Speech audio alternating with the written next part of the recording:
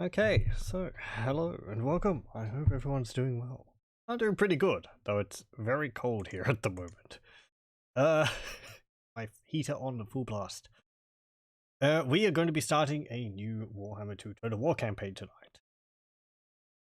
Let's just get it loaded up here. And I think that's all that we're going to be doing tonight, because I might not be able to go for as long as I normally do, so. So it's been a while since we've done a Warhammer 2 campaign. Now that Wolfenstein 3D is all done. And I couldn't think of something else to do besides this, so I need to have some more thought on what else to do. Okay, so I thought, and of all of these, that we might start a Kraka Drak. Thank you. A Kraka Drak campaign. Now, let me see, because this is not just going to be making use of the Kraka Drak mod, which is done by Cataph. This is also going to be involving a few other mods as well. We're going to see them when we get into the actual game itself. So yeah, let me just... I've got the mod names and the authors written down over here so that I can get it all correct. So yes, Kraka Drak. People may remember them from the campaign. They've been expanded in this mod. They start up here in the northern area. They've been present in all of my campaigns. But yeah, I don't think I've actually done a campaign as the dwarves. No, I have. I've done a campaign as Old Dwarf Greybeard, which is really not like any of the other dwarf factions. This one's going to be a lot more like the other dwarf factions, but they do play quite differently. Being so far north, they have to fight against the forces of chaos a lot, and as such, they have taken a different stance towards combat than the other dwarves. They're also a lot more traditionalist than the more, you know, technologically advanced and, you know, not adhering to tradition of those southern dwarves. We have suitable climates, frozen, unsuitable climates, chaos wastelands. So it's not uninhabitable for us. We do have the option to expand into Northgard. I have played as Kraka Drak on my own a few times. It's been a while since I've done so, though. And I don't think I've done so since Throt the Unclean was added. So that's going to be a new fun challenge. We have +2 capacity for Thanes, Untainted +1 for all of our regions, and +4 melee attack for Lords and Embedded Heroes. Recruitment and upkeep cost is -35% for Huskar units. Do we have one of these here to have a look at? Yes, these are Huskars. I think they're like a armored anti-large type infantry unit. And these other ones here, the Grom Bakras, are like... I think they're like Slayers, but anti-infantry. -25% casualty suffered from chaos territory attrition. That will be useful for getting around. And -2 wound recovery time. So our lords, when they're wounded, get back faster. However, that's only if they have Immortal. So, yeah, have to get them up to level 20 first. I'm going to guess that... It says Lord effects. Is that only actually... That might actually only be for Thorgrad. So, that's fine. He recovers a bit faster than normal. I thought that was faction-wide. And let's see. Race attributes. Norse dwarves. Roster of specialized melee infantry, from aggressive berserkers to stubborn runic warriors with limited range support. Chaos and whoring Norscan allies provide limited auxiliary support. Yes, we can recruit a few Marauder units, and as well as, I think, Marauder Horsemen, which will be useful for a fast-moving cavalry type unit. Grudges. Scores against the dwarves must be settled by any and all means necessary to keep order. This is just a basic thing all the dwarves factions have. However, we have a mod which expands this quite significantly. And the Underway. So, yeah, we can use the Underway. Campaign, we're going to be playing on hard. Battle, we're going to be playing on normal. I'm going to keep Chaos Invasion on Legendary. we're probably going to lose if it comes to the Chaos Invasion. I would like to get to that point. I don't know how we're going to fare against, like... How many armies is that? God, it's like... Okay, the initial wave of Chaos forces is 12.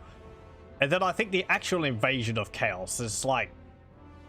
On Legendary is like 30 armies or something like that. It's something ridiculous. Anyway, let's start a campaign. The giant home mountains are relatively safe again after the dark times of King Silverbeard's demise against the so-called Emperor of Chaos. King Thorgrad Cromson has repaired most of the damaged halls, and the warlords are patrolling the borders once again. Yet Kraka Drak has fallen, and contact with the Shrine of Kraka Ornsmatek is lost as well. With these rumors of a new Ever-Chosen of Chaos, new and old grudges will need striking. We'll get... What's his name? Yeah, Thorgrad Cromson in the background. It's a really nice looking lord. I think he's actually had a update to his appearance recently. The ice drake on his shoulder and the sort of icy looking feathers on his helmet. It's very neat looking. His big bright red beard. Mad lad. Well, I guess it will be remain to see how it goes. I hear that lightning strike helps a lot against them, but I would like to hold off in a siege, but there's only so long you can hold off in a siege against wave after wave of enemies.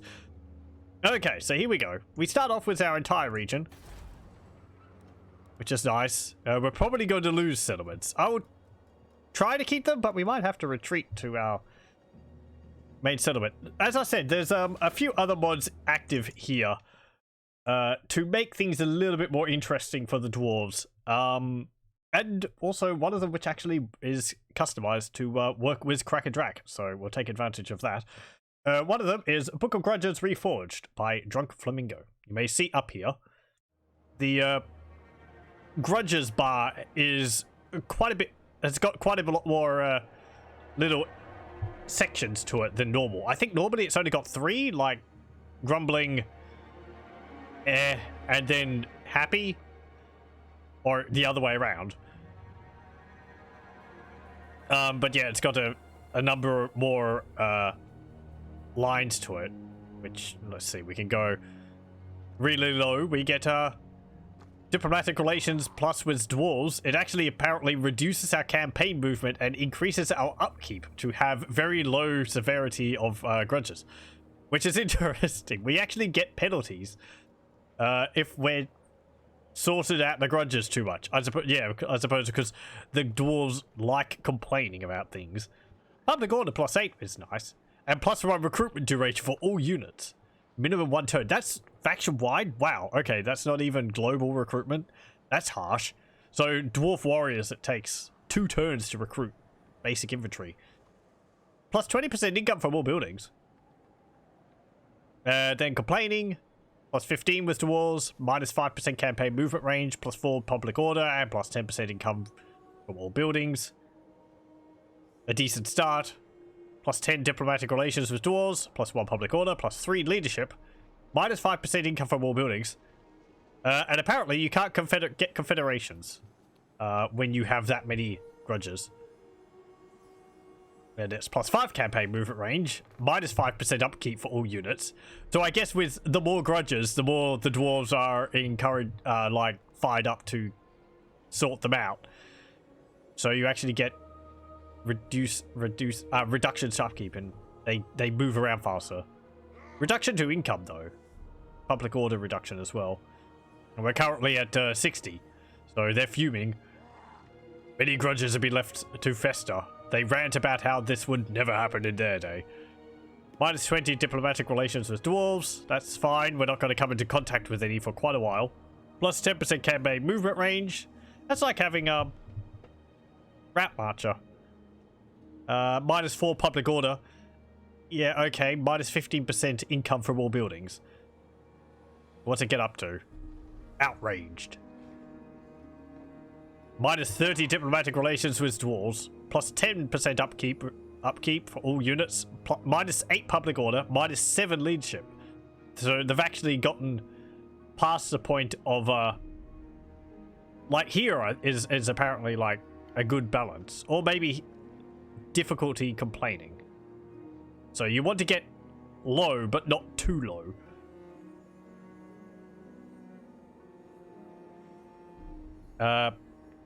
And yeah, minus 7 leadership, minus 35% income from all buildings. Ugh. Okay, but there is also more to it than that. We have other grudges, which some of them we're not going to be solving for quite a while. The War of Vengeance grudge. Win 10 battles against the High Elves. Ancestor grudge of the Fallen Tribes. 15 battles against Norska. Cause fear when fighting against Chaos and Norska. Ancestral grudge of King Silverbeard. Raise or sack the following settlement. Fortress of the Damned. That's, oh, that's all the way over there. Okay. That's quite a distance. Avenger of King Silverbeard. Plus 5 leadership. The Ancestor grudge of Kraka Drak, which is in Aisling's Conclave. We'll have to rename it if we take it. Public order plus 2. The Ancestor grudge of Kraka Drak. Altar of Spawns. That's this one up here, which I think is owned by the Rockblood tribe. That gives plus 15% income from trade and plus 5% income from all buildings. And the Ancestor grudge of Hell Pit. You have to destroy, raise or sack the following settlement, Hell Pit. Plus 20 diplomatic relations with dwarves. So, we'll want to probably get rid of Hell Pit quite early on. Or at least help Norska deal with it themselves. Because we don't want to be facing hordes of Skaven. And certainly not... I'm too smart clever for that.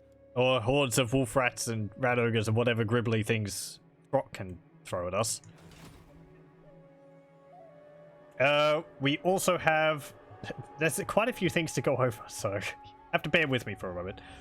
There's also the Hammer of Grungni mod by Grey Tiger, which adds this here. It's a Runecrafting system for the dwarves.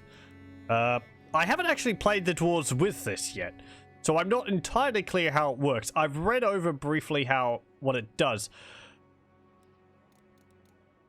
From what I understand is you combine these different runes here, which you unlock more as you get higher tiers of the process. So, what's this say? The amount of progress through the current tier.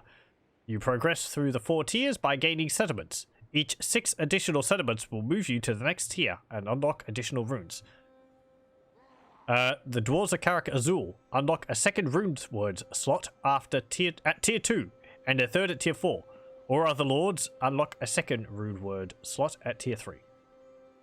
Okay, that's not relevant to us. We're Kraka Drak. I forget what Kraka Drak's bonus is. Each faction has their own bonus for this.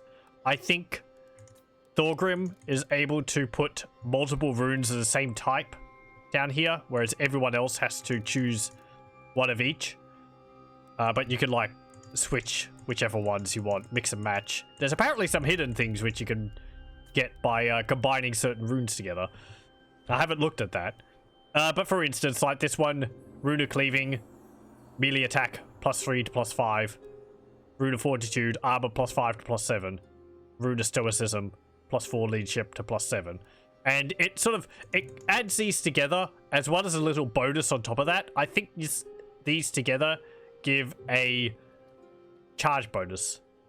And this costs 30 oath gold to craft this rune word. And it lasts for 10 turns. And it applies this bonus to all of your units. So, it's rather nice. As I said, I haven't played with it much myself. So, I'm going to be learning about how this works together. It's going to be nice to have a little bit of every little buff we can get is going to be very useful. Hello, welcome, Wex. How's it going? It's pretty well, thanks. It's very cold here at the moment. So, I've got my heater on full blast. What's the temperature here at the moment? It's like 8? Celsius, that is. Yeah, 8 Celsius. Rather cold.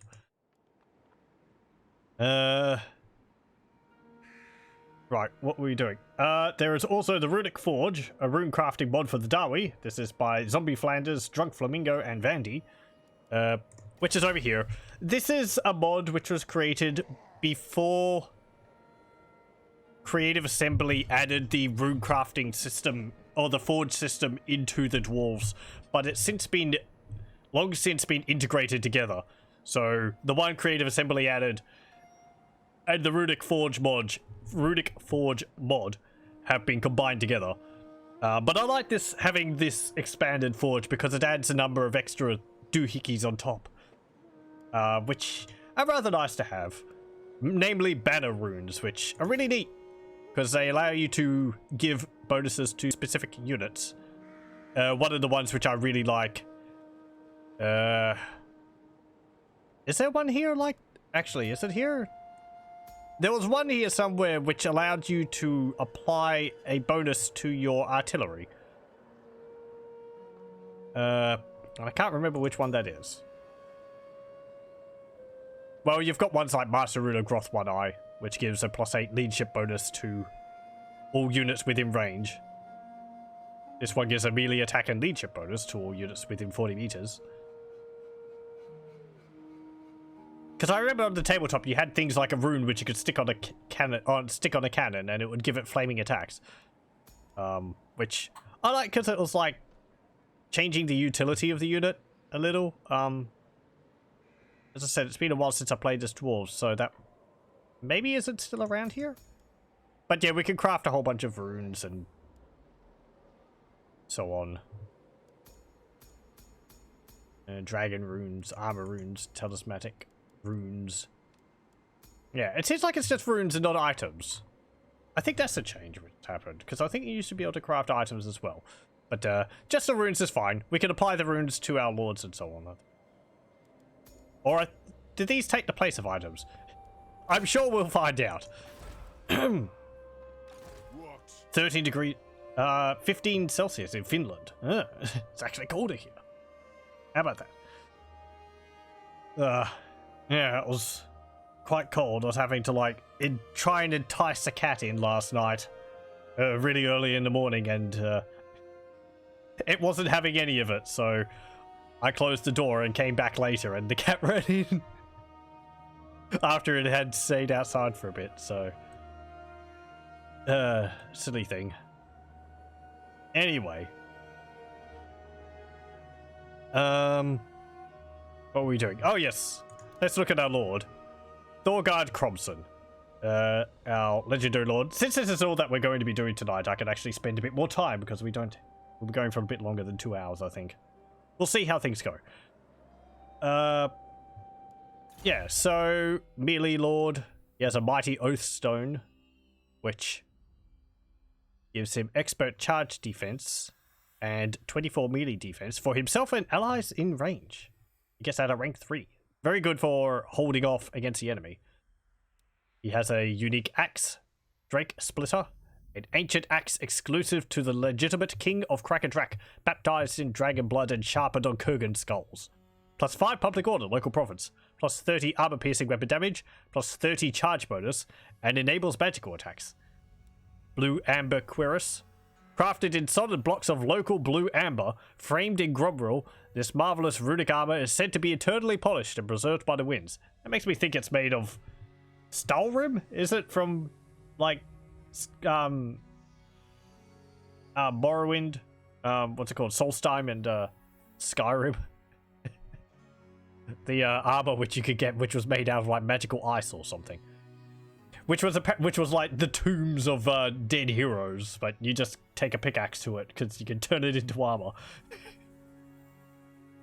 -15 enemy winds and magic power reserve in local region, 20% magic resistance, +5 untainted local province, and it gives a passive ability which is around self, -20% magic resistance, -8% damage resistance, and +50% miscast chance in 75-meter radius around him. That's rather nice. It makes it a bit easier to deal damage to enemy units. That would actually be very useful if we go against a dwarf faction and we have predominantly magical attacks on our units. Get rid of the dwarf magical resistance. Oath of Forging, yep. Allows us to generate more Grumril, which we use for our rune forging and item creation. Or rune creation. Obdurate, yeah. Ruinous Rifle. I'm not afraid of you. My beloved ancestors are older and wiser than your dark, uncaring deities. Plus 15% weapon strength when fighting against warriors of chaos and Norska for the Lord's army. Obstinacy. Rune of Grimnir. We're probably going to want this. I feel like we're going to be holding off against wave after wave, so our guys not getting tired as fast will be useful. Probably also want to get his yellow tree. Feel he's going to be doing a lot of killing on his own. King's Guard. Carried by grim determination, the king's bodyguards will not be found wanting. Minus 50% recruitment and upkeep cost for Huskals. Plus 1 hero recruit rank for Thanes. Nobleborn Wrath. Weapon strength plus 5% for lords and embedded heroes, all armies. The King's Onslaught plus 15 charge bonus for the Lord's army. Plus 1 hero capacity for Thames. Might of Dor der Gruden. And it gives Rage for Dwarf Lords and Thanes. That's nice. Seems like we're going to be making armies with several Thanes in them. Thanes are like the Dwarven Captain hero unit. So, sort of like an army with several, like, infantry units, a few ranged, but also a lot of heroes to fight through the enemy forces. And Silverbeard's Grudge. In honor of the many fallen of Kraka Drak and of his predecessors slain by Volmir Aisling, Thorgrad will never rest, never hesitate, as long as there are Norskans to punish. Gives the Lord Rage. Does this give Rage to our Lord? Or does this give Rage only to other Lords and Thanes, and then this gives it to our hero? To our Legendary Lord. And plus 5 weapon strength for all units when fighting against Warriors of Chaos and Norska. That stacks nicely with that. Plus 20%. We're going to need it. I think there's a few unique ones here as well. Is our land one? Maybe. Pride of Dragon Keep. Glittering in Runes, the elite of Kraka Drak is an inexorable force. Plus 8 melee defense for Longbeard Slayers, Grom Bakraz, Ward Bearers, Stormbeards, Orgy's Blades, and Huskal units. And plus 8 melee attack as well. Troll Hunters. Although missile weapons do not have a strong appeal to any true son of Kraka Drak, some have mastered the art of shooting large beasts dead with anything they were wielding. And combined forces, which gives some armor for all melee units. Plus 10 armor, plus 8% speed, and also melee attack and defense plus 6 for Norskan units. I think the other times I've played as Kraka Drak, I haven't made too much use of Norskan units. As I said, we can get Marauders and Horsemen. Horsemen will be useful for chasing down, like, hell cannons. I'm not looking forward to the Chaos Invasion with hell cannons. Those are a pain. Denial. 50% missile resistance for shielded units and charge bonus. Plus 10. Anger. And acceptance. A large axe is solid and reliable. You only live once. Bonus versus large plus 5 for two-handed units. Melee defense plus 5. Two-handed units. This is melee attack plus 5 for dual wielding units. And speed plus 10% for them. There's a few other unique ones down here as well, I think. Snow and Blood. When in Norska, we get some more from raiding and sacking. Iron Will, that's the same. Inspirational Leader, Alert, Reassuring Presence, Inquiring Mind. That's all the same. Okay. Units. We have Huskals. Runic Infantry. They have magical attacks. Bonus versus large, which is 5. Armor piercing of 41. And base weapon of 14. And they have a missile attack. I guess they throw 2 axes. Which is armor piercing as well. Yeah, they have rage. Nice. They have armor too, 95. Exclusively picked among the physically largest and mightiest among the warriors, these Dawi can cleave even a horse in twain with their runic axes. So very large dwarves. Okay. Guarded forest, resilience, 25% magic resistance. We also have Grom Bakras, dual axe infantry. Norse dwarves are a restless folk. The brave nutters discard their armor and jump, well, trot in the fray with a mighty cry of challenge. Oddly enough, they live to make a habit of it. 25 armor, more than a Slayer. How do they compare against Slayers? Because, let's see, Slayers are anti-large, so these are anti-infantry. 8 bonus versus infantry, 7 armor piercing, 26 base weapon damage. 40 melee attack, 35 melee defense, 33 speed. Anti-infantry damage dealer, yeah. 18 leadership, 24 charge bonus. They're having courage. That's nice. Immune to psychology, and also rage, which gives them leadership, melee attack, and physical resistance. We also have some Slayers to begin with. They're Slayers on the base game. Though, they do have a upgrade here, which I saw. Which I'm not too sure how we do go about getting this resource. Slayer Acclaim. I suppose maybe they get that while killing units? I did see... Pardon me. I think this is part of the Hammer of Grungni mod. Where Ungrim Iron Fist can, like, get upgrades for units while they're killing in battle. And they spend a resource. That might be because of that. I'm not too sure. Which makes me wonder whether we can actually get this. I guess we'll see. So, they give different bonuses. Increases speed, charge bonus, and missile resistance at the cost of weapon strength. And Berserker, which reduces their bonus versus large, gives them bonus versus infantry. Is that all of these bonus versus large? 17. No, it's not. It's most of it. Yeah, so we'd have like 7 left over. Makes them more anti-infantry though. 35% charge bonus and plus 14 melee attack, which I remember, myself included, often you'd think Slayers would be better at dealing with infantry than they are, but they're sort of exclusively monster killers, despite them being kind of berserked dwarves with dual axes, which you'd think would carve through enemy infantry, but no, not really. They don't have the armor for it. They don't have any armor for it, so... Guess this would make them a bit better at that. Also reduces the weapon strength. The other ones we have are normal dwarf warriors and quarrelers.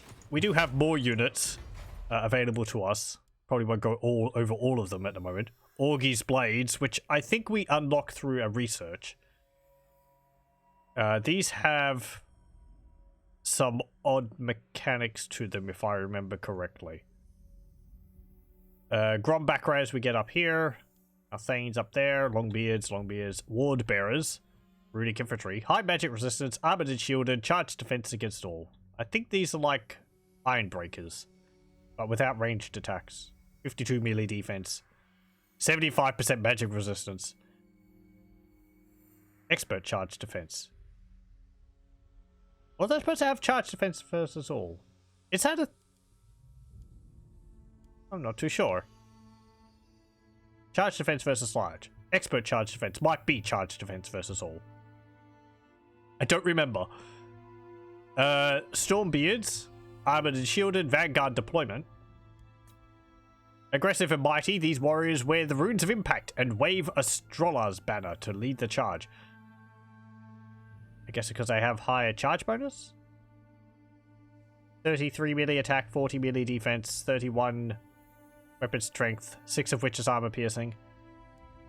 And Huskarl's up there.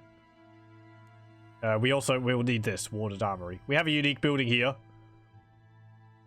Okrinadura's Mines. Beneath Kraka Ravensvik lies large deposits of the endemic and precious blue stone used to build the Norse monuments and wards. 300 income, generates Gromril, marble, minus 5% construction cost to all buildings faction wide. We're going to be wanting to trade with Kislev. We do have some ranged units, aside from our quarrelers. We don't get thunderers. We have grudge throwers, which I'm going to be making use of. Bolt throwers, I'll probably have some of them for a bit. Frost drakes, which are, I think they're like a frost, no, they're a frost thrower instead of a flamethrower. They have runic frost, which reduces armor and speed, and increases weakness to fire damage? Huh, okay. They combine well with something else. If we have a rune of, if we have a banner of burning, that'd be useful. And armor piercing. Yeah, 24. Product of cooperation between the Lost Engineers and Runesmiths of Kraka Drak. These guns fire volleys of sub-zero concoction, able to stop and shatter foes like a frost drake's breath. Frost guns. What's this say? The frost jet will heavily impair and expose the target for a brief time and slow it for a longer period. This weapon is especially suited for concerted fire. Concentrated? You'd think the Norse dwarves would have enough of having ice around them all the time. A little obsessed, are they? And we have spike gunners. I remember these. These are like short-range thunderers. They've essentially, I think they've got like, yeah, steam-propelled steel chisels. Spike guns that shoot heavy steam-propelled steel chisels turn out as nasty weaponry when used not against rock but flesh. So they don't have as much range as the Thunderer, 70 range, armor piercing, 25 missile strength, and they have sundered armor, which should be useful. And they also have armor piercing on the melee attacks. I guess because I've got axes. Not too much melee attack and defense, though. And Vanguard deployment too. What's this? The Crimson Bane. The Crimson Bane. They have flaming magical attacks. This is a regiment of renown, it seems. Stormbeards of Kraka Ravensvik once chased a Molder pack into their own nest. They emerged miles away, leaving a trail of destruction through miles and miles of layers. Okay. And Orgy Three Fingers, who is, I think he's like a hero? Creator of many powerful runes whose side effects are greater than the intended purpose, the now demented Rune Master is still a powerful foe. So yes, this guy has a bunch of runes available to him, but they have odd effects. Generally, it's like a really powerful buff with downsides. Or this one, which they causes terror, and apparently it was a rune of beauty in the making, but it went wrong. This rune restores health and gives strong vigor, but increases weakness to fire. He also got Berserk. Okay. And he has blinded on his ranged attacks. What else have we got? Thunderbows, Rangers, Path Grinders, Explosive Infantry. Armed with stone-carved and highly unstable runes, these Rangers are sent out to protect the trade caravans. They are blinded. Oh, I guess they throw like rune stones which explode. 15 ammunition, magical attacks. Can't attack air. Explosive projectiles. Yeah, okay.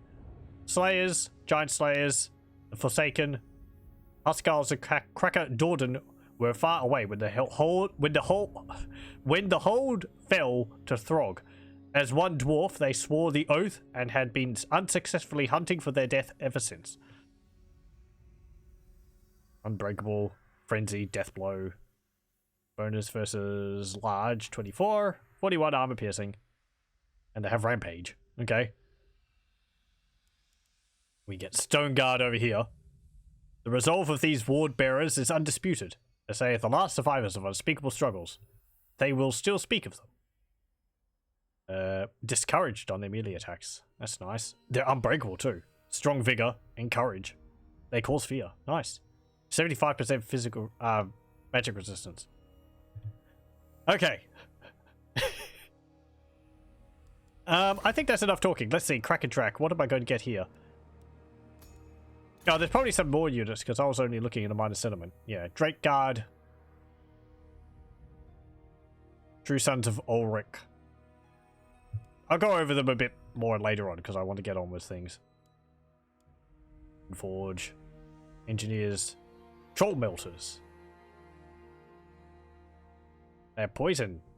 Magical flaming attacks. Bonus versus large armor piercing. They have flaming magical attacks on their ranged attacks. They have bonus versus large and poison. Oh, and this is a new building added by the what's it called? This one here, the Stonemasons building, Masonry Enclave, Guildhall, and Chapter of Sapphire, is added by the Hammer of Grungni, I believe. Odd. Because there's like stonemason units which get bonuses.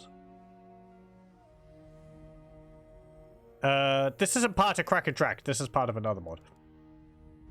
I haven't used these yet. They seem to be sort of defensive anti-infantry units. They have Guardian, immune to psychology, 10% physical resistance. That gives public order and growth. Construction cost reduction. Gromrule generated. Income. Gromrule. Upkeep reduction. Construction cost reduction. Weapon damage. Yeah, okay. Probably want to get this. At least for the upkeep the construction cost reduction and growth will be. And the income. Also the Gromrule.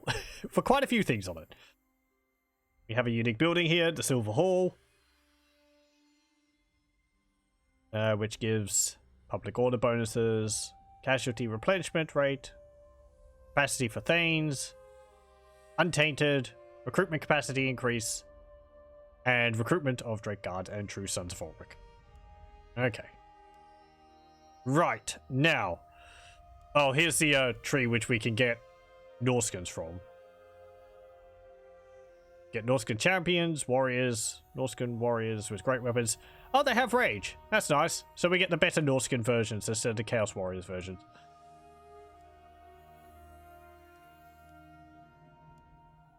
Okay. What are we going to want to get?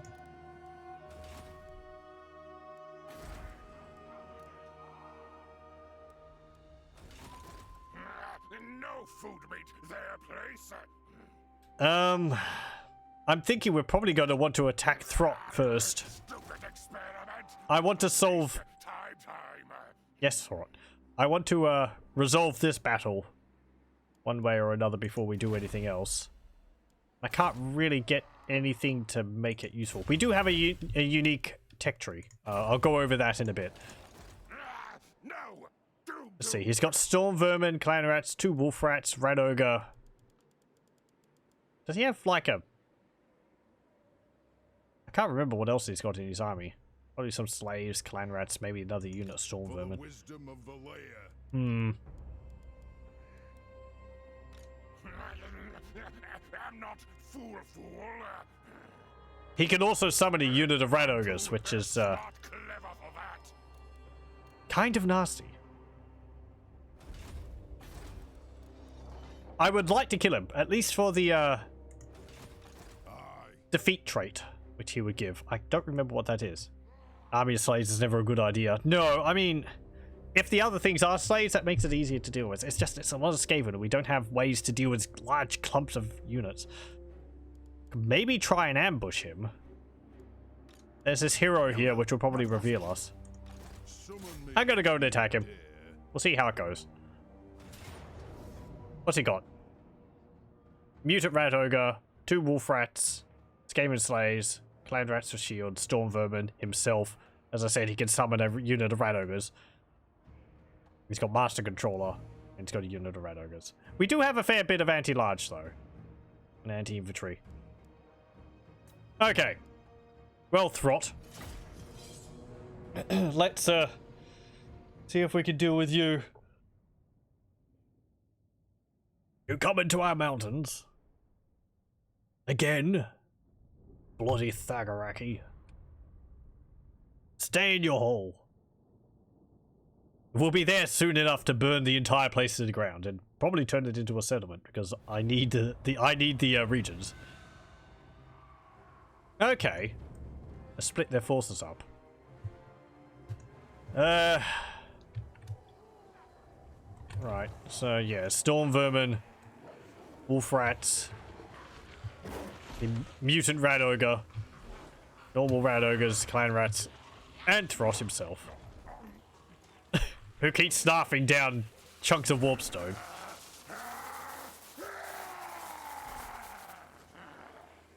Have a look at our units. Let's see. We'll probably go... I'd say we attack their main army over there.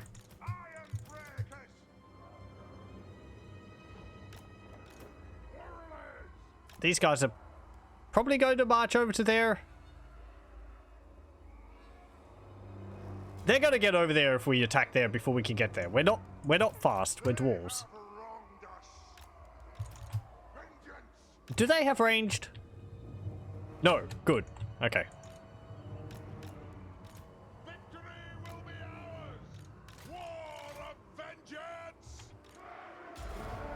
Okay. March up there. And let's have a look at our units. So, we have our just dwarf warriors in the front, but they have a different appearance to them too. They have more like leather armor on their units, I think, than normal. They also have some black beards in there. Looks nice. And neat banners too. That's another mod. Adds banners to various units across the different factions. Also have drakes on their shields, which is cool. Like a Ouroboros there. We have the Bakras. With their 2 axes. Some of them with helmets. Have some armor on them. More than the Slayers. Then we have the... What are these? Huskals? Yeah. Which have nice fur capes. And big ol' axes.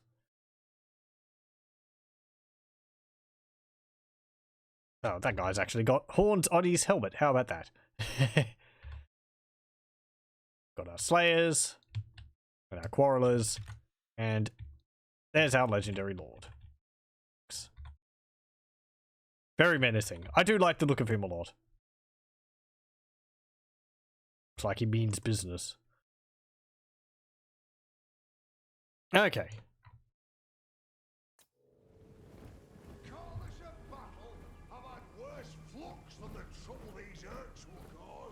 I hope so. Oh, what's it saying about him? Many have dubbed him the last king of Kraka Drak. Whatever fate waits for the Norse dwarves, Thorgrad Cromson is going to make as many of his foes as possible the last of their kind too. Lord.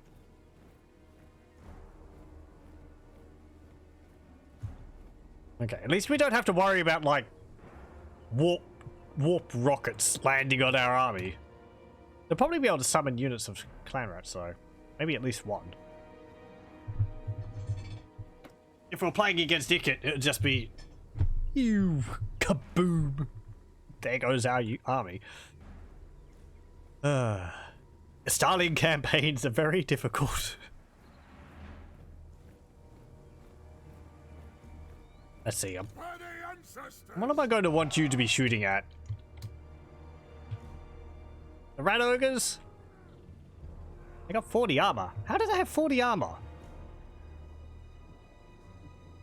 Like, rat ogres on the tabletop had no armor. Kind of surprised that they have any at all.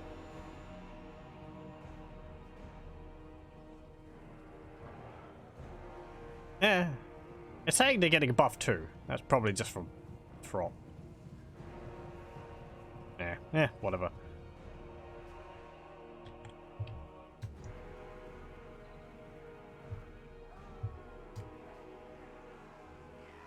And perhaps don't have too many slave units. I've only got like the one there, is it? I thought they had 2. Clan rats. Skaven slaves. Yeah, there we go. They're just lined up across the fjords.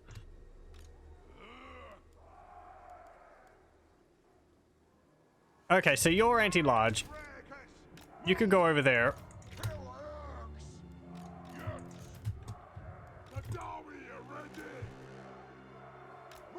You guys The clans unite! Most of the throne! can do that. You guys go there. Actually, you all can join up. And the quarrelers can go there.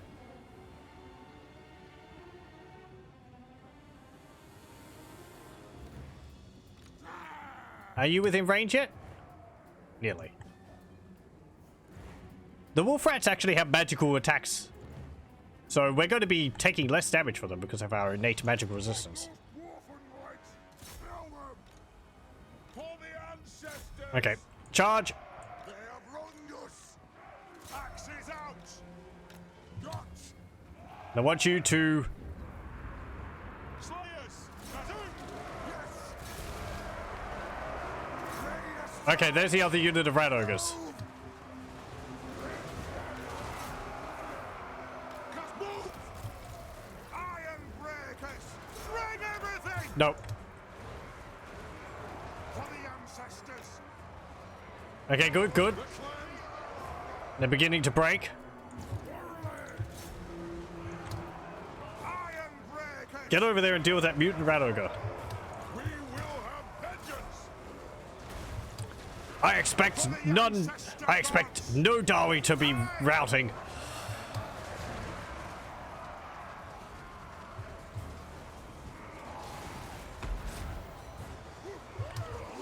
Iron breakers. Attack the earth. Okay, good. Good, that's the rat ogres. Hey! Move off. Oh, they're being terrified. Okay. Range far. Range fast.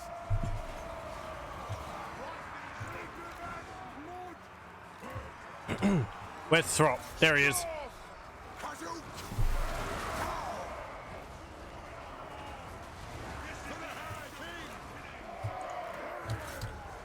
Vengeance.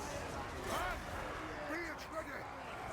We demand blood. Slay the Oathbreakers. Take down those rat ogres.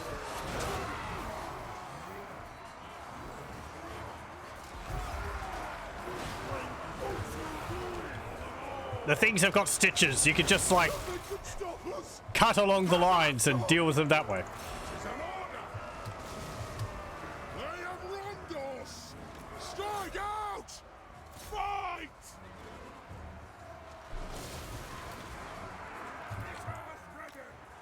Okay. Well, they fled again, and escaped slaves. You could ignore those.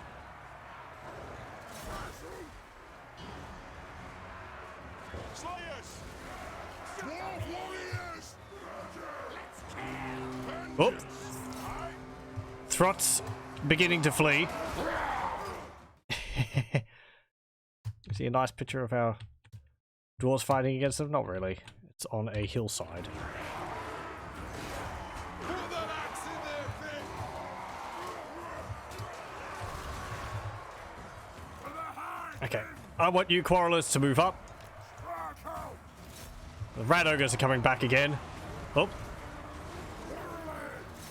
For the ancestors.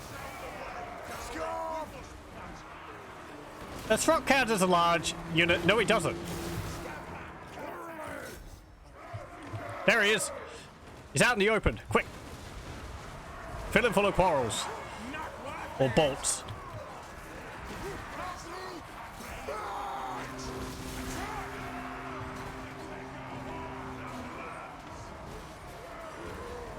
Iron breakers. Yes. Yes. Dwarf warriors. Karaz Ankor.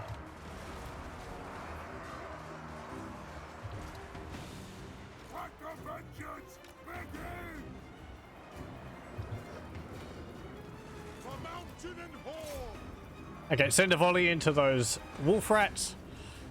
Attack the eggs. Kill them. Run. It is a reckoning. Before Throt attacks you, please.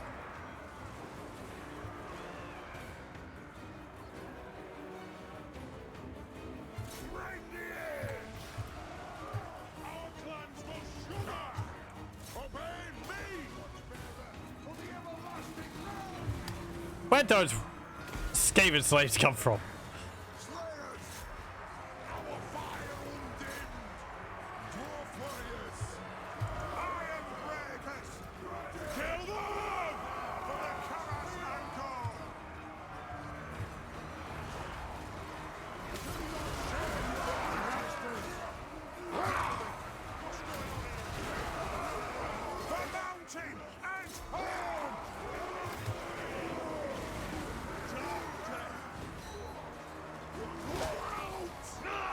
Come on, get in there. Cut his head off. And like 2 of his arms or something. Karaz Ankor! Drag them!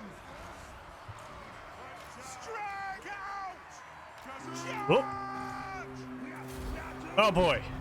Okay. That's victory. Kinda close though.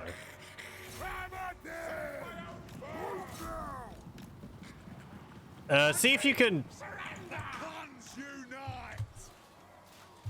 kill Throt. Fill him full of bolts. You can. What's his speed? 45. Yeah, you can't catch him.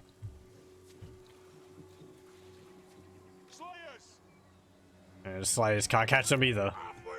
Don't bother. Yeah, we're probably not going to be able to kill him. He's got regeneration. He's just healing the little bits of damage we're trying to do. Try and kill some of those slaves.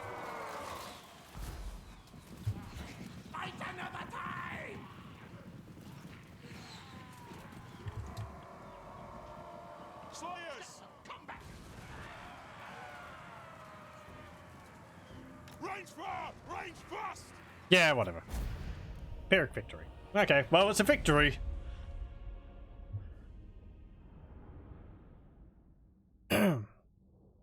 Obviously, if he attacked us again, it probably wouldn't go too well for us. Though, if he does attack us again, Thorgrad probably going to be able to do a good job of killing Throt because he's so low on health. Rather than if we killed him, they would come back with a another fully healed lord.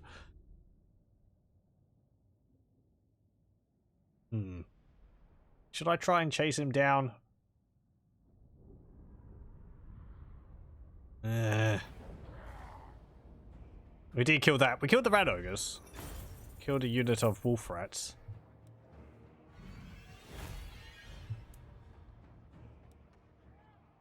Execute the captives. What was the trait we got for him? Shoulder axes, lads. Hit points. 10%. Okay, that's nice. Time for a reckoning. No food meat their place. Hey, Kislev. To offer you warm greetings this Non-aggression pact. Trade agreement, non-aggression pact. Thank you. Prague. You will drink with us. Non-aggression pact and trade agreement. Thank you. Kislev. You will drink. We've already got a non-aggression pact with you. Then Cool. I'm too smart clever for that. What? Could we even reach you? No! Doomed! I'm not fool.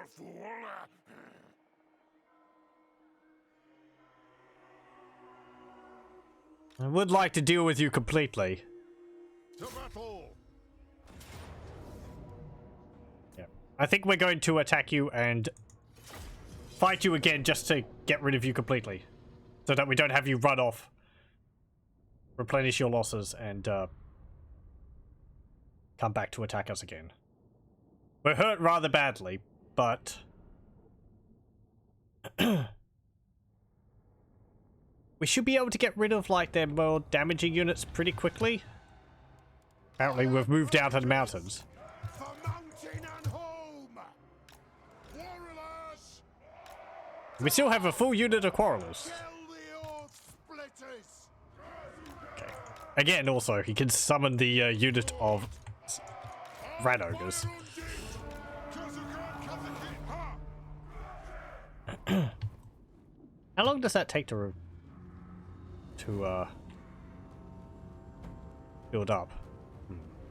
I guess he gets it from the beginning of the battle. For the ancestors! Move now! Okay. For the ancestors! Slayers! Move now! For the Karaz Ankor! Actually, Dwarf Warriors, you go over there. Dwarfen legs! The clans unite! Vengeance! Victory will be ours! Move! Kill them! There we go. For the high It dead. Warriors! Death! Make way! Axe empty! Booyah! Killers! Okay, here comes the rat ogres. Bring out the axes! Vengeance! The clans unite! We gotta heal him before he gets too high up in health. We are relentless! Hammer them! Come then, Earth! Let me split you in twain! Come on, Throt.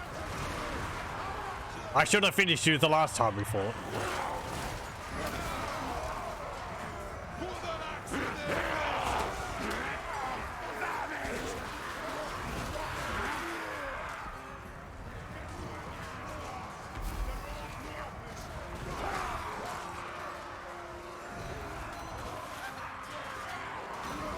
Damn it! He's a big lad. There we go. He's dead. We will have vengeance! We demand blood! No! Rock out! There! As you command! Reach fast! No! Okay, turn around. Gonna have to kill those rat ogres. Fires! Belay blessing!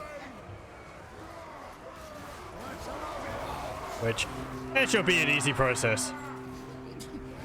For the Karaz Ankor! For the Karaz Ankor! Dwarf warriors! Plow through! Khazukan Kazakit Ha! Go! If those rat ogres are coming back, they don't know when to quit. Breakers! Dwarf warriors! Righto! Yes! Kazuk! And they break again as soon as they hit us. Muster the throng! So many grudges Good. The clan rats are shattered. It is a reckoning! Strike out! Can you move over to there and like shoot them in the flank? Warriors! Go! We losing! Axes out, lads! Put those dwarven lads! There we go. Right! And because they've fled already, the army will be wiped out. Let's see if we can kill a few more before they run, though. Fight another time!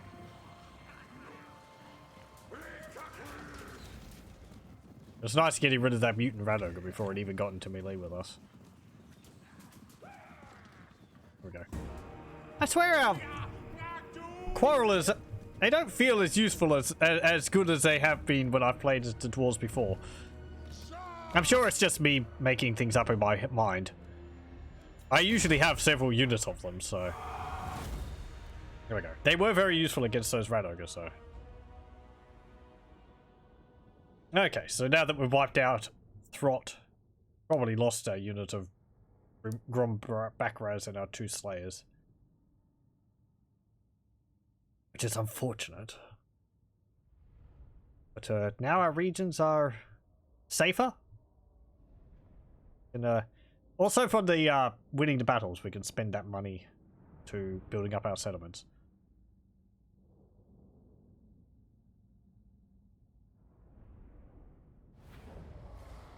Yeah. Oh, I didn't lose both of my units to Slayers.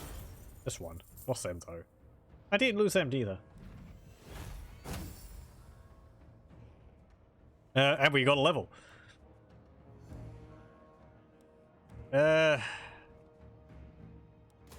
Execute captives.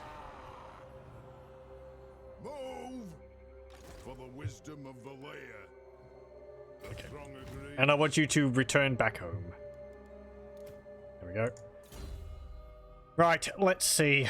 What should we get with you first up? Increase leadership when fighting in our own territories. In the attack and defense for warriors. Pride of Dragon Skeet's probably going to help us the most. Longbeards, Slayers, Grombackras, Wardbearers, Stormbeards, Orgies, Blades, and Huskarls. I feel like I'm going to be having to use Longbeards a lot more than Dwarf Warriors. Maybe even making armies without Dwarf Warriors in them at all. Just because each army we have is going to have to be as good as it can get. I don't usually like doing that. However, I think in this case, I can reason that being the case of an army of Longbeards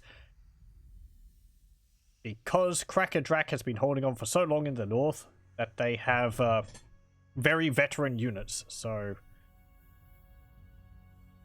makes a bit more sense. Because their populations would be a lot smaller than Karaz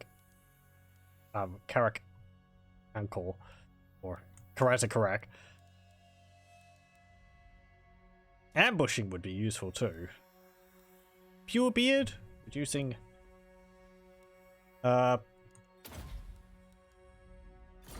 Chaos Corruption. We'll get a Route Marcher so we can get around a bit more easily. And I will get... What do we need for this? A Rune Smithy. That's that. Okay. So we're going to need growth. What's our public order? -5. An hour in and we're just starting to build up our settlements. That provides a garrison of Huskarls.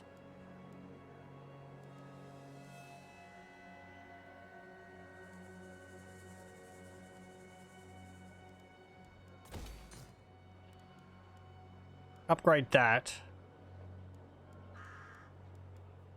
And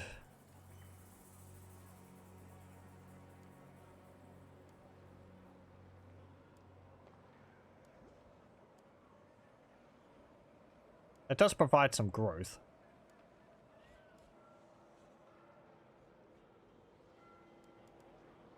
Or would I want to get a siege workshop so we can get grudge through it? Or increase my trade income with a gem mine? What's this provide? 900 income.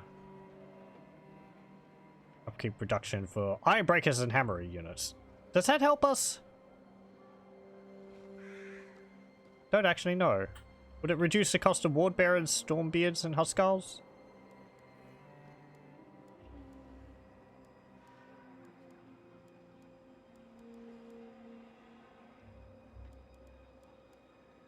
Or I could get the gate, so that we have have a larger garrison there, which we're probably going to need at some point. I think it's a given that I'm going to be building walls in each of these settlements around here.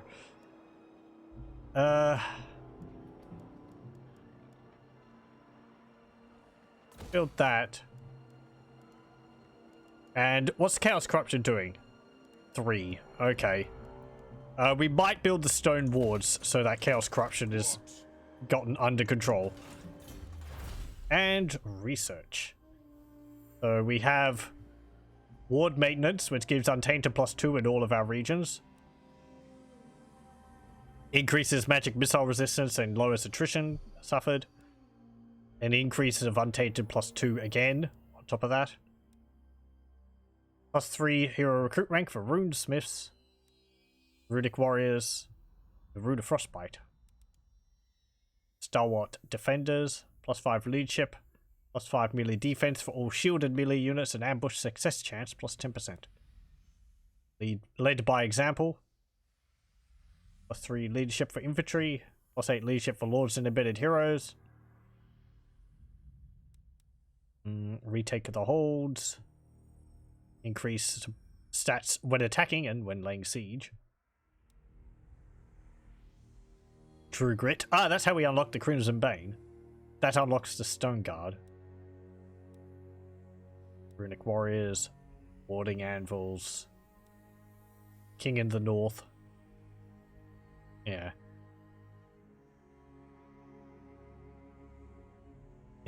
It gives us very high diplomatic, very low diplomatic relations with dwarves, or a very big penalty with the dwarves, because the King of Kraka Drak is sort of proclaiming himself on equal footing with the High King of Karaz Ankor.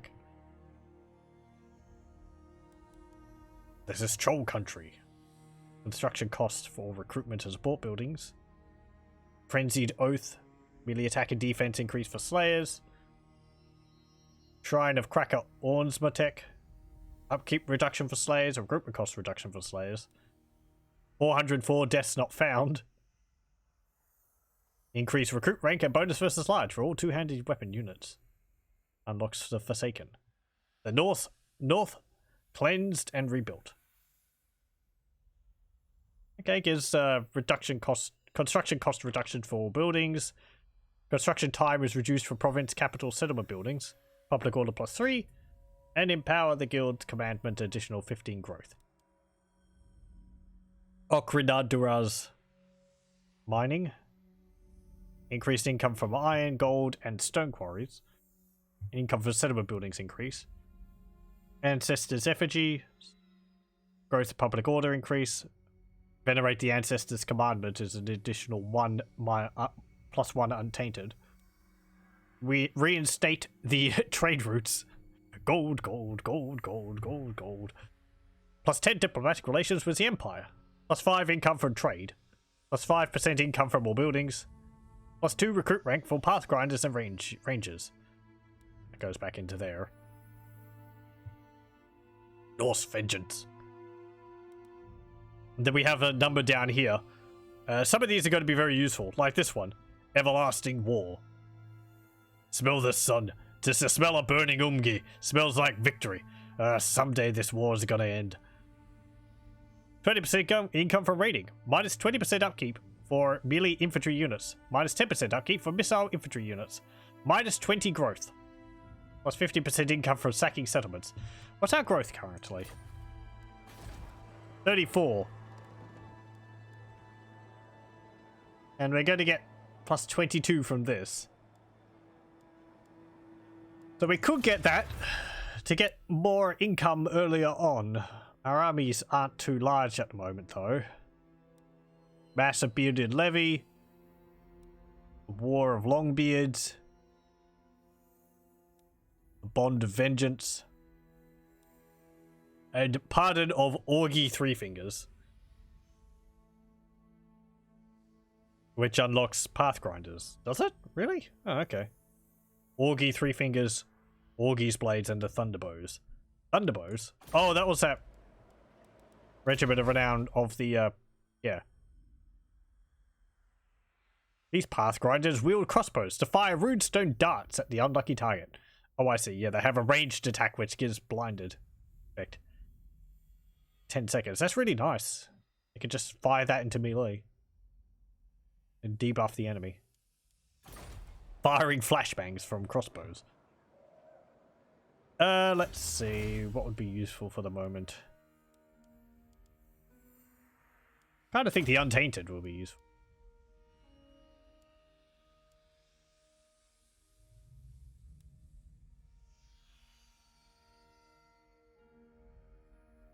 What level does my barracks have to be to get Thanes? Level 3. We'll go empower the guilds for the growth increase. Actually, could I get this +5 growth?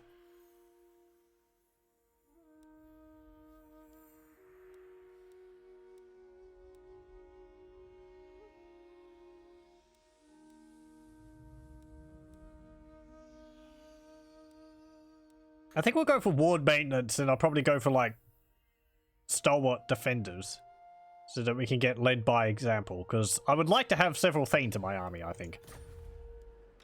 Let us begin. Okay.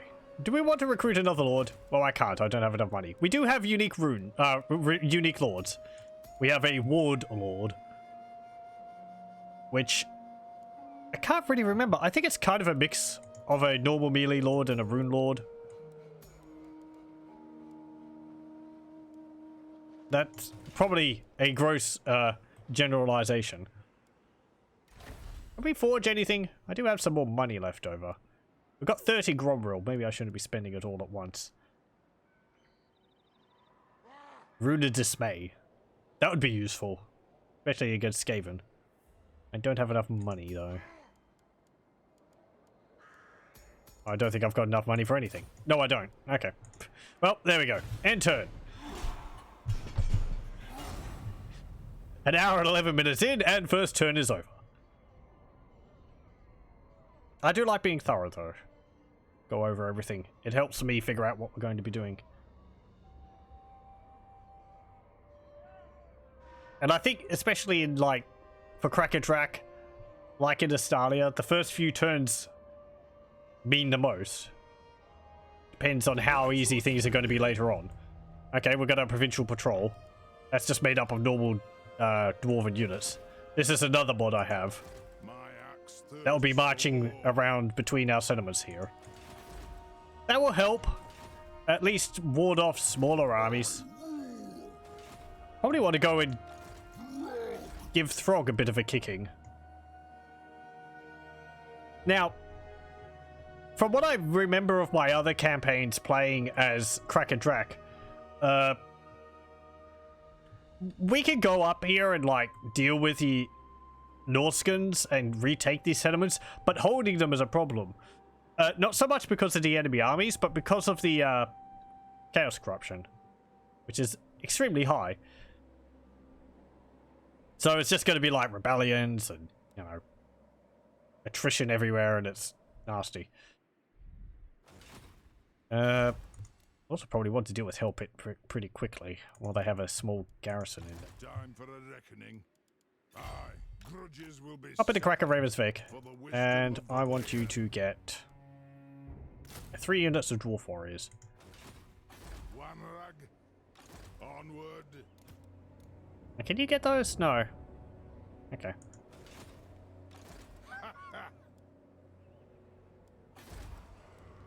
Okay, one more turn on each of those.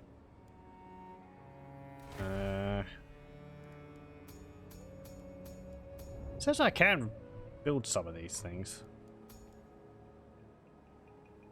That might be just thinking of them without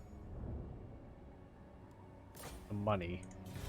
Anyway, end turn again so we get our buildings done.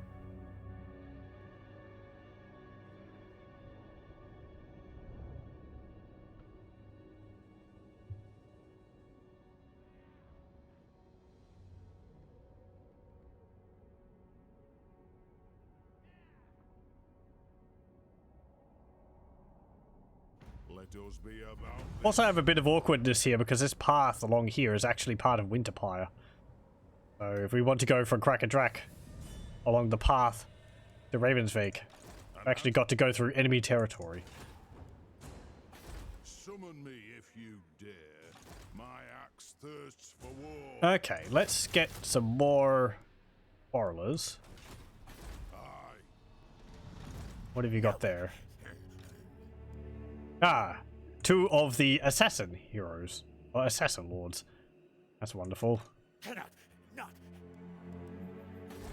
Foolish, stupid. And they've got lower levels of Hell Pit. Plague Monks, Clan Rats, Night Runners, Slingers, Plague Claw Catapults, Hell Pit Abomination, Rat Ogres, Demon Slayers, Night Runners, Slings. Yeah. I do have another mod active.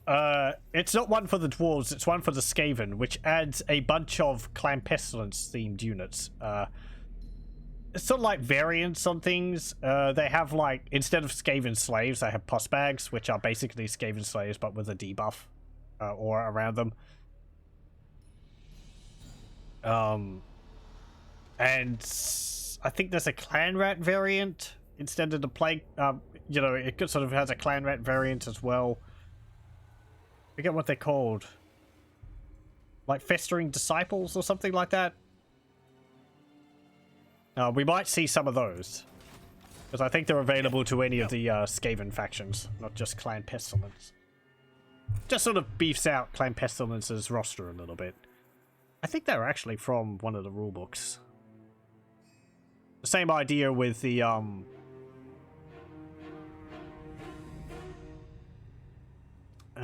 those like the extra Clan Eshin units and all that. I think that came from another small roster in one of the rulebooks. Let us begin. Okay. What's this from? Gyrocopter Mark III. That might be from Grim Burluxon. Or the Greybeard's Prospectors. Get some miners or something. They're armor piercing.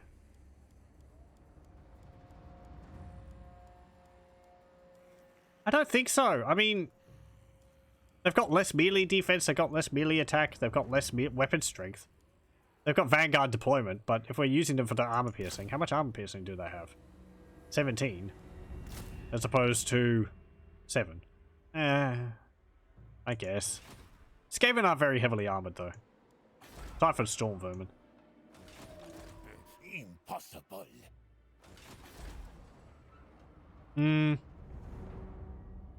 3 turns until a... To war. I think we're going to sit here, build up our army. We'll see whether we can, like, entice Kislev. Or... Oh, hello. Here comes Throg. One of the other settlements to, or one of the other factions here to aid us in attacking Hellpit.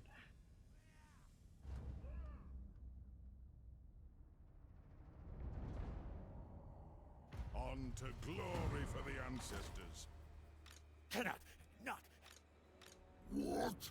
Hey Throg, you've got an army of 14 guys there. What have you got? Marauder Spearmen, Marauders, Norscan Ice Trolls, yourself.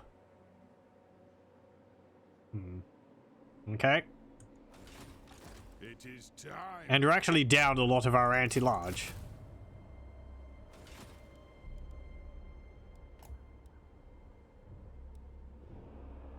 Can I get something nice with this? Missile range increase. Armor increase. More quarrelers then. The wisdom of the player. Well, missile range. Oh yeah. I mean, that's nice. It's like a little boost to our range. Plus 5% to plus 7%. It would be allow us to shoot a little bit further. Just trying to see.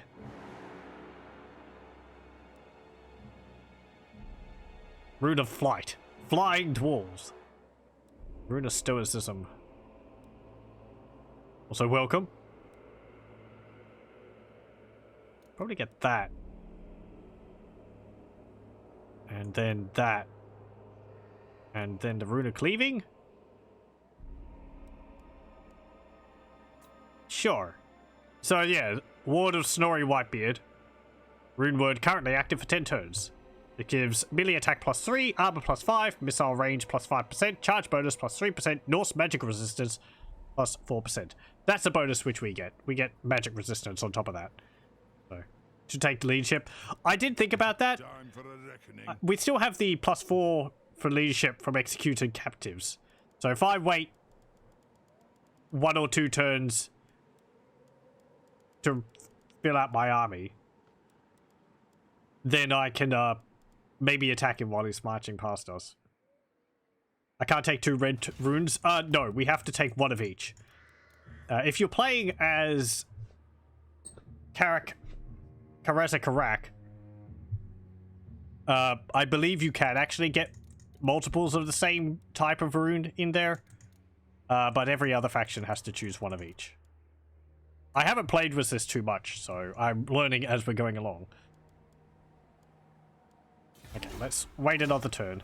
I'll have Unbreakable if my Dwarves' leadership is around 120. I think we're going to get very high leadership on all of our Dwarves, just from all the bonuses we've got. Oh, well, there goes Throg. Maybe we could go and attack Winterpire while he's out. That and charge bonus. We're going to be playing very aggressively as these Dwarves. Okay, you've got another point. Also forging. Rapid strengthening. Dwarf charge, yeah. Like, charge bonus plus 15 for the Lord's army. We get rage on our Lords and Heroes.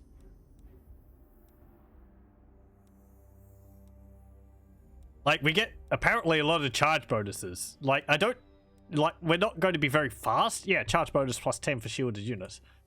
We're not very fast, but we hit hard, I guess. Never seen anyone playing Dwarf Charge. I haven't done that myself either. It'll be interesting to see how it works. Every time I play as Dwarves, it's just sit there with all of your artillery and shoot the enemy as they come to you. That works well enough. We'll take the Mighty Oath Stone. That's a nice hold off defense ability. And the melee defense is nice. Ready. Okay, let's march up to here. My axe thirsts for war. We'll see whether we can. This campaign has got the looming threat of a legendary chaos invasion in the future at some point, so when that happens, I feel like that will force us to play very defensively. Just have to sit in a settlement and shoot all the chaos until we can't shoot anymore. Move west then. If I have settlements not in here, if this all gets raised, then we still have regions. There we go, ward maintenance, and we will get stalwart defenders, and then led by example. I feel that should be lead by example. Led by example, it works, but it sounds a little odd. There's Surtha Ek. For chaos. And that's Rotblood tribe. Oh boy, look at these Skaven. Doomed. Ring ruin. You need a boon. Chaos Knights. So yeah, Rotblood tribe's up here in the Altar of Spawns. Slaughter the sheep. Surtha X over here. I guess they're all going to attack Norska? Not Norska, Kislev. Majesty Katarina bids you welcome to Kislev. You cannot agree. Kislev must be free. Okay. The Tsarina Military access? No, not for all the ice in Kislev. Okay. What about Kislev? You will Military access? Hey! I will honor this treaty, for I have Gospodar blood in me, and can trace my lineage to the Tsars. Very good. Can we make any more friends around here? Nope. I want to be on good terms with Kislev. They're going to be, helping us against our many enemies. Should I stop big Surtha Ek while he's marching through our territory, and then maybe deal with Harald? Ooh, he's got Champion of Zinch. What? Ordained Champion of Zinch. Okay. Don't remember what mod that's from.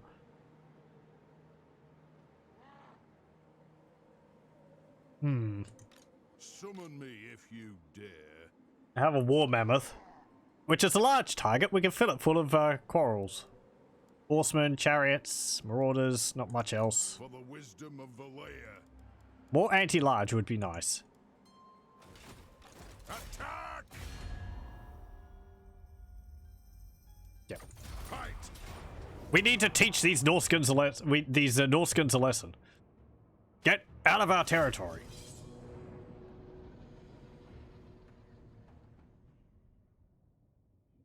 Also, it will be like farming experience on them. We need our armies to be tougher. They don't get tougher by sitting around at home drinking beer. We need to work for that. Dwarf warriors! Okay, let's spread you out there. They have wronged us. You can go there. Quarrelers! Quarrelers, yeah, you can just go like that. Vengeance! And you two like that. Victory will be ours! Vengeance! Okay. Moving! Oh, they're coming to us. On the way! Dodge! Okay. Go! Oh. Are they marching towards us, or are they just moving to fill that gap in the Most of the valley? throng! Nope. I guess they are coming to attack us. Strike out! Move now! Vengeance! Move! Kill orcs! Hold those dwarfen legs! Moving out! Oh, We stay put! look, their horses have come nearby. Quick, fill them full of bolts.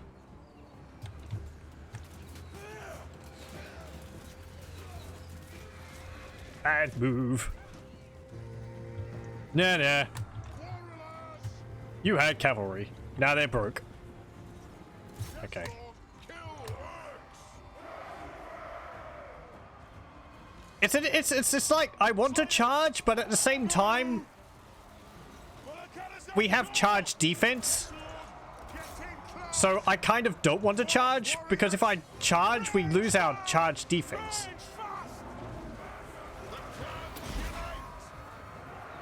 Wardstone. Warriors! That's far and no further, damn it.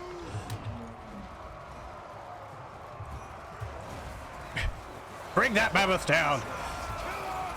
If we kill it, we're able to eat for a week. Or longer. Legs!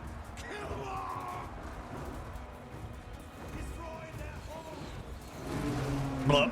There we go. Play a blessing! It's nice bringing one of those down quickly. They are a huge pain. Warriors! It is a reckoning! Khazukan Kazakit Ha! Move! Dwarf warriors! Okay. Anu! And I want you Go! shooting those. Good.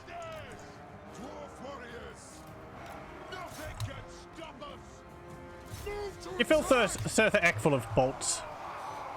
He's on his chariot. He's kind of a large target.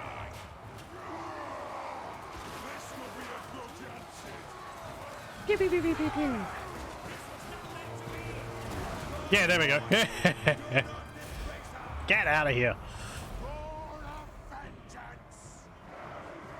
Off we go for the Karaz Ankor! Okay. Of Hold the back dwarven legs! and just pick them off as they're running. Ranged horse trading arrows with stunties. They didn't win. This was not meant to be. Look at them. They pretty much died in their rank positions.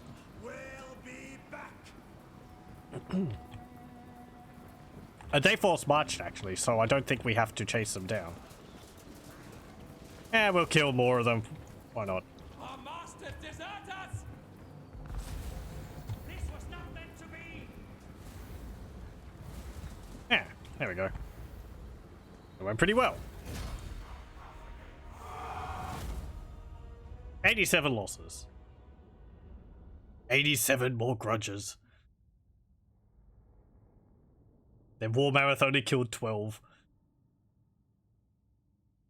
As I said, it's very satisfying. Sometimes those mammoths, if they have multiple of them, they just havoc amongst the lines. There's not much you can do about it if there's too much else to worry about.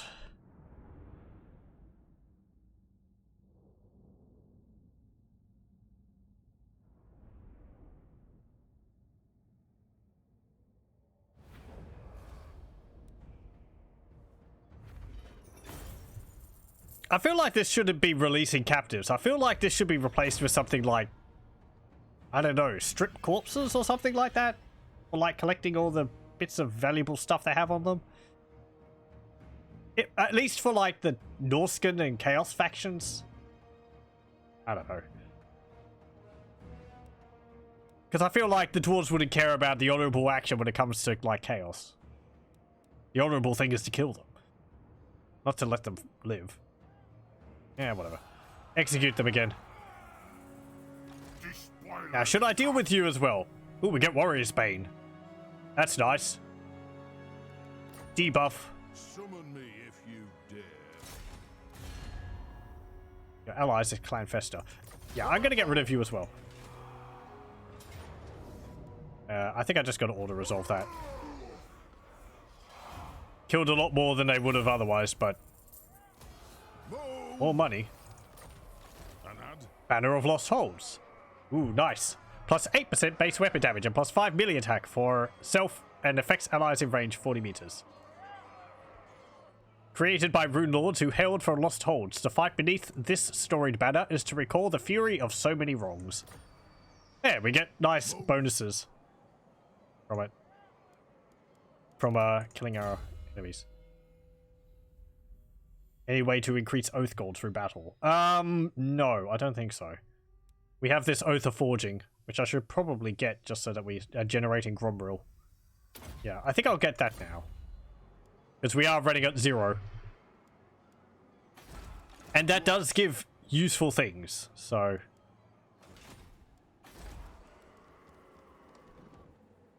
let's go upgrade Sjortraken.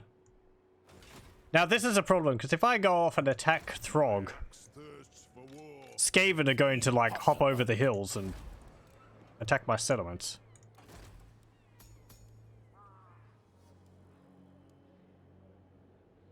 I'm going to get Old Door Deepbrow. And I'm going to stick you in there. And then I'm going to build this, because we get a bit of a discount now. Vengeful Rune Lord. Seems from a faction's real Oath Gold user, not some idiot sitting on a chair. Ready. Thorgard's a proper High King. He gets out there in battle and actually walks around. He gets his cardio. Let's get... Ooh, we're actually running very low on income. I do. Might have to split my army between you. Onward. Okay, we'll run back here for now. Let us begin. And let's have a look at the Rune Lord here. Ward Lord, sorry. Let's see. Obdurate gets a warding anvil. Plus 5% ward save for all units in the hero's army. Lord's army. Master of the Forge.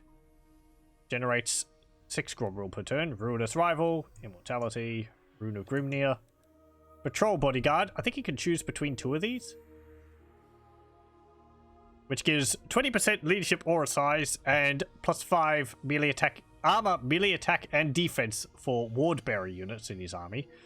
Or Avalanche, which gives plus 2 armor piercing weapon damage for Stormbeards, plus 2 melee attack and defense for Stormbeards, charge bonus plus 5 for Stormbeard units, and Vanguard deployment. For the Lord? I guess. Okay. Scarred Veteran, Forge Fire, Dampening, Hard to Hit, Ruinous Grudge, Rune of Fire. Hey, there we go. Oh, he gets a Flaming Breath attack? Interesting. Magical attacks, flaming attacks. Minus 3% cooldown for rune abilities. Minus 5 enemy wins a magic power reserve. And a expanding tier shape breath attack. I think that's actually the wider tier shape, which I like more than the narrow, long, thin, narrow one. Rune of the Watching Dark. Minus 5 enemy wins a magic power reserve. Minus 3% cooldown to rune abilities.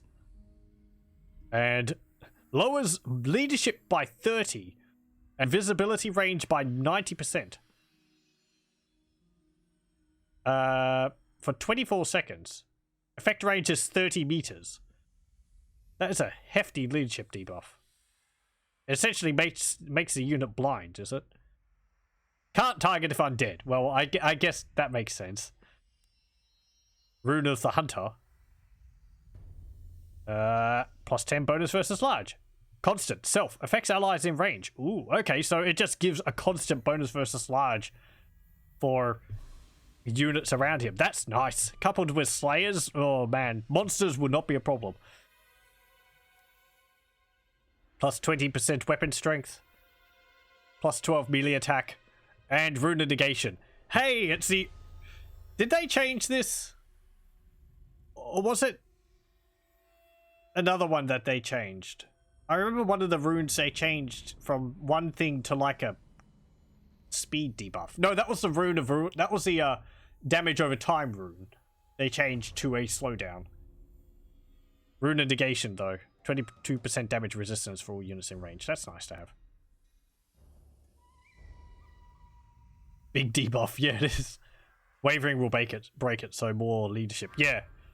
Yeah, leadership is... If leadership's a wavering, then it disables it. So... seems like he has the normal red... Or the same red tree that Thorgrad has. And the same blue skill tree. Okay, those are some nice runes though. And we get runesmiths on top of that, so we have the normal runes. What the other dwarves get. 22% is right. Yeah, Wrath and Ruin. Yeah, that was what it was called. I don't like that change. I liked Wrath and Ruin when it was a damage dealing one, not when it was a speed debuff. I just feel like it's because it... I mean, I suppose if like cavalry are running away from you, it's useful to catch them. But as dwarves, if cavalry was running away from me, I'd just sort of let them do that and come and charge me again. Or shoot them while they're running away. Ah, whatever. Okay, so we'll upgrade that. And we're working on stalwart defenders. Yeah, and we'll go up to led by example to increase our leadership.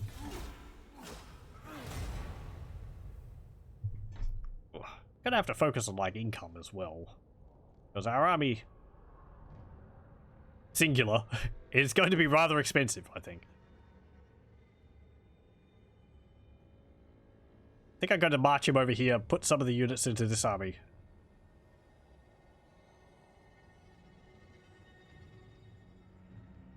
Moving.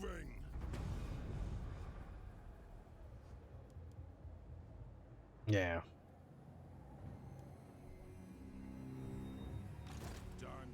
Okay, that actually works quite well, because we're getting 3 per turn. This lasts for 10 turns, so we'll actually, if I had gotten that at the beginning, 10 turns past, we'll have 30 again.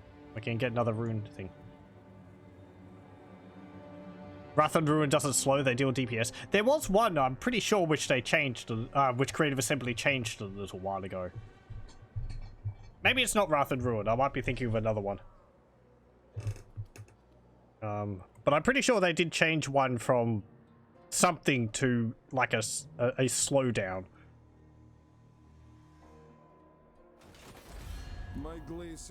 Hey, you want a defensive alliance now? Military access? Thank you. Now I'll warn you, Kislevites, if you come into my territory to help me defend, that is most welcome. If you end up colonizing a ruin which was raised by the enemy, and that ruin was originally mine, we're going to have words. The Tsarina empowers me to offer you warm greetings this chilly evening. Military alliance. I'm going to get military alliances with them. I want to have as friendly relations with them as possible. Erengrod's not going to get military alliance. No. Okay. It also allows me to see their territory. How about that? You seem to be dealing with a Skaven infestation. My axe thirsts for war. No food meat there. So what? You've got 14 there, 12 there. Summon me if you dare. By the I'm gonna hop into Kraka Ravensvik and it is time. yeah, replenish my losses. Okay. I often don't really worry about the best Goramandi. What's that called? Goramadni tribe. Because I find they're not that, they don't get aggressive. And then I end up attacking them and wiping them out, so.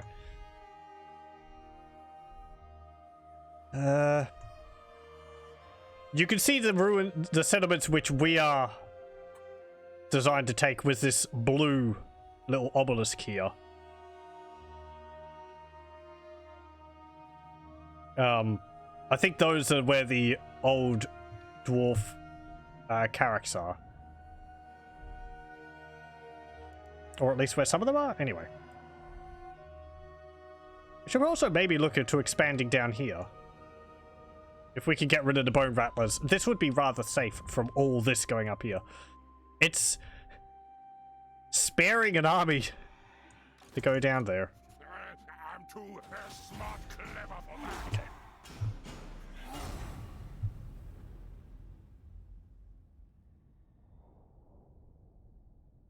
They attacked and lost. Well done, Kislev. That actually leaves Hell Pit open. Ooh. So, that's a bit of a interesting situation they've got going on there at the moment. Striker, I was just saying how you tend to not really that aggressive. Don't make me eat my words. Tribesmen gather. To war. So what's their garrison in here? Plague monks, clan rats, night runners, Skaven slaves, hell pit abomination, rat ogres, and a plague claw catapult. Oh, that's piddly. Not even any storm vermin. Oh, it's just embarrassing, is what it is. For the wisdom of the I'm going to combine them together, and if I march right over here, they recruit a lord. They might attack me. I could attack them out of the settlement. But I don't think they've got another lord around here. By the comet. This is like a perfect opportunity. They have severely. Let us begin. No, I will not shame my clan. Yes, There you go. the Empire. The Empire. The nation calls. Your army is kind of too injured to be of help. The Tsarina empowers me to Boris offer you Borko isn't interested. Should that be Katerin? Or I'm trying to remember how it works with the Islev faction. Oh, I have been keeping up to date with all the news Creative Assembly's been releasing on Warhammer 3. I'm not really one to do analysis videos or anything like that. I think there's people much more capable at that than I am. And with the who are willing to like put the effort into that. So, but no, it all looks really really cool. I think for what we've seen so far. Show the axes, lads.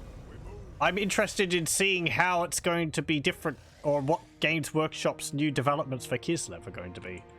New lore is interesting to imagine from what they could come up with. Let's get that. Wamrag as the High King. And we will attack you. And I'll give you that. Here we go. What's the settlement look like? Okay, that's fine. We don't have siege attacker, so we're gonna have to wait them out for a bit. Praise Sigma. Can I get you to come and help me? By the comet. The Tsarina Military Act empowers- Alliance. Yeah, The Empire. go on. The nation calls. Me not listen here. Kislev, come and help me. We're going to remove these rodents once and for all. But no, I really like the look of the corn units. The blood letters look neat. Then they have the what? The exalted blood letters on top of them. Kislev units look pretty cool. Some things which probably could be touched up a bit. I saw the Gryphon Legion and they have these little ice spikes on them, which looks a little odd. I think they just need to be worked into the armor a bit more. The cannon with its, like, ice sled. I can understand what people's saying about that. Don't worry if this is all a bit out of nowhere. I'm not going to be showing pictures of this. It's just stuff which has been announced and released so far. Pardon, I am muttering again. Clan Pestilence confederates with Clan Festa. That's the minor clan which is paired with the Rotblood tribe. Are we gonna have Clan Pestilence over here now?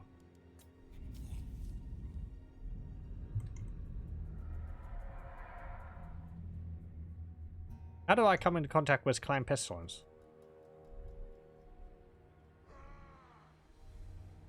Oh well. Are we going to wait 2 turns to get another siege tower? They don't have warp bombs. They can summon 1 unit of clan rats. They have a plague claw catapult.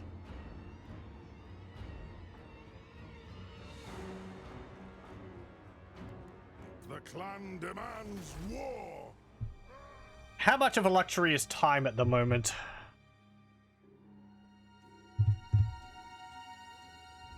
They can't recruit units because I have a single settlement. I have made enemies with... Oh. Apparently, Throg confederated the Varg. Okay. Well, that's actually good for me because I'm not at war with Throg. So the Varg are no longer a problem for me, at least for the moment. Could you come and help me with this? I would like if we could fight alongside these Kislev forces. Having some Kvasniks and Gospodar warriors and Chekists and all that in a battle would be nice. To war. Armed and ready. Not at war with Throg yet. No, I thought about it, but he ran out of our territory before I could declare war on him, so... I might actually march you over there. I'll get you into battle so you can have a, get some experience for the battle. Also, welcome. It's only a matter of time. Of course, we've got keeps to reclaim. Got to go and kick Throg's large ass out of the ruins. Or the settlements. Send all those Norskins packing. There's been nothing but trouble for generations. Millennia and humbug. Insert generic long-beard grumbling here. Go stalwart defenders. Hey, and the guilds gave me 1,500 gold. Nice. How's our public order going here?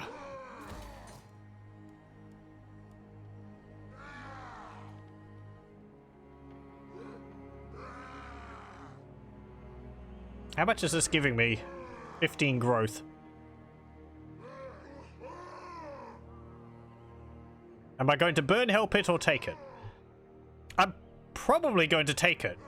It's an unpleasant climate, but that could still generate a fair amount of resources for us, as well as a lot of building slots. So, I mean, if I don't, Kislev will take it. And I think I can make better use of it than Kislev can. Let us settle this. Because it's like, what? Yeah, it's a large settlement with 10 building slots. I think we can make use of that. Actually, do we need to do something? We've got a grudge here against raise or sack the following settlement. So we should sack it and then settle it. I feel like I should write that down because I often just loot and colonize. Hold on.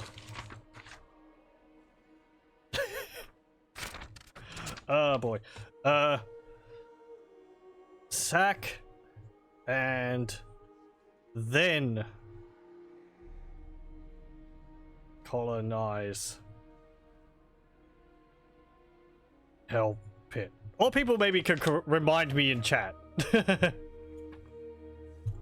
you go. I just forget things really quickly. Do single settlement provinces still spawn a province patrol? I don't actually know. Maybe? I haven't noticed one for Hell Pit. And that's been around for a few turns. The Skaven ones do tend to lay an ambush around the region, but... You can loot and don't occupy. I think when it comes to saying sacking or raising, it specifically means either raising the settlement to a ruin or sacking it, which is when you take money and run off. If you loot and colonize, it doesn't count. I've fallen afoul from that in other characters' quests when it says, like, you know, oh, you have to, you know, raise or sack 5 Skaven settlements for Gorok's Mace of Ullamark or whatever it's called. Looting and colonizing isn't accepted for that. Farm Rebellion. Rebellion's gold. That is true. I think they reduced Rebellion gold and XP a bunch. I don't actually know. Can't really see how they would be able to do that specifically for Rebellions. I know they made it so that if you raid your own region, it just stops all income for that region. To prevent people from, you know, sitting in the raid their own regions and cause rebellions. And then farm the rebellions, which was a great way of Skaven to generate food and felt very in character, to me at least. It's like you're just, you know, rousing trouble, and then all the slaves rise up, and then you just butcher them for food. Ready, axes? Yeah, I think we'll wait one more turn for another dwarf siege tower. And then we'll go and deal with them. Hey, Kislev! My man! Come and help me. I want to fight alongside my allies. They're like, nope. We're comfy in here.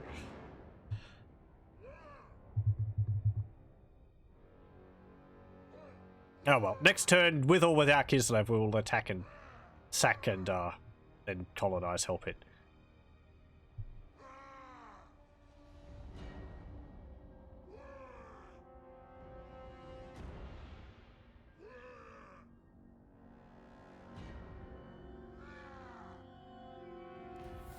Nope, I guess they're not going to help me. What's this? War fervor. Yeah, sure. Get some more leadership. Well, our allies aren't going to be a help. Oh, hold on. I have to wait for the Provincial Patrol to stop moving. To quick save. There we go.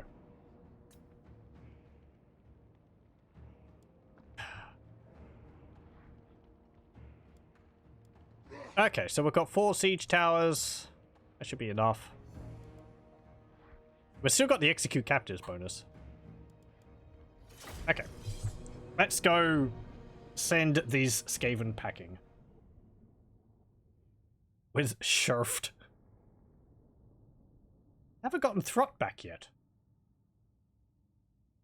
Oh, they might not be able to replace the Lord because I'm sieging the settlement? I felt like they have done that to me in the past.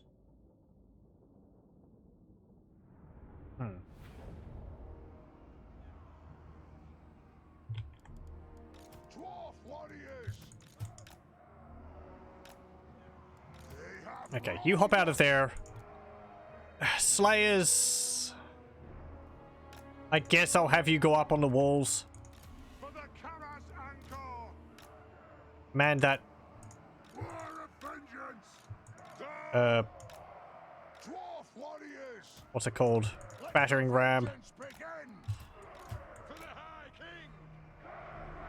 Quarrelers. Victory will be ours! You and the Huskals can go there. Hell Pit's army's smaller than you thought. We've caught it when it's really, like, I think it's only rank 2 or something. So, yeah, it is a very lucky situation. Their garrison can get really large really quickly. I think if they got up one more tier for this settlement, it would be too large to really consider attacking. Because they'd have storm vermin, and then they'd have like 2 hell pit abominations, and you know, whatever else, and not to mention having like a full stack army on top of that garrisoned in the settlement. But they ran both of their armies, their half stack armies, off to attack Kislev and failed. So dwarves are quick to take an advantage. Get to see our armies marching again. Yeah, that's actually a good shot. Let's have a look at that. Better than when we were looking at them out in the snowy fields. Oh. We got the giant mushroom in the background. This doesn't look like Norska. We're not too far. This is actually the wrong map for Hell Pit. There is actually a map based around Hell Pit. It's got like big lavary pit in the background. This is just like the underground cavern one. Get rid of these clan rats.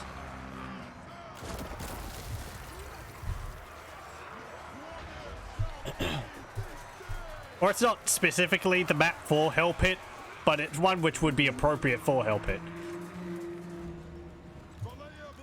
I think it's one of the base creative assembly maps. Okay, you get rid of all of those.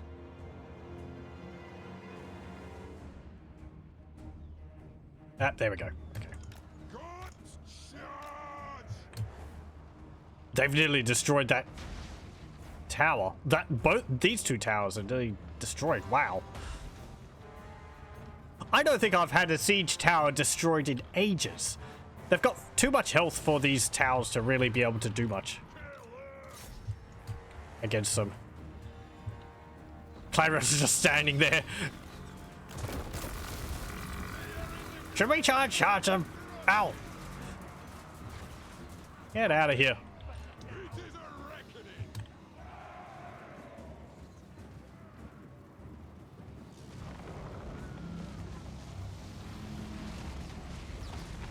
They do have a spellcaster.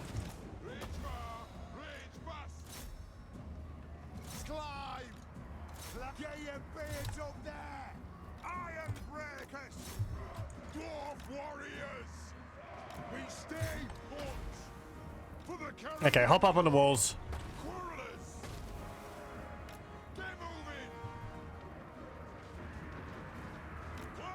Escaping warp lightning towers are great for destroying siege towers. Yeah. They can be really nasty. As if warp lightning isn't nasty enough. Ow. We've got good magic resistance though. So that'll be protecting us a bit.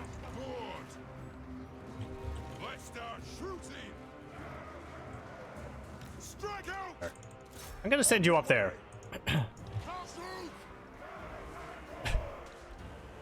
Come on! I have to catch up to the battering ram. It ran ahead of you.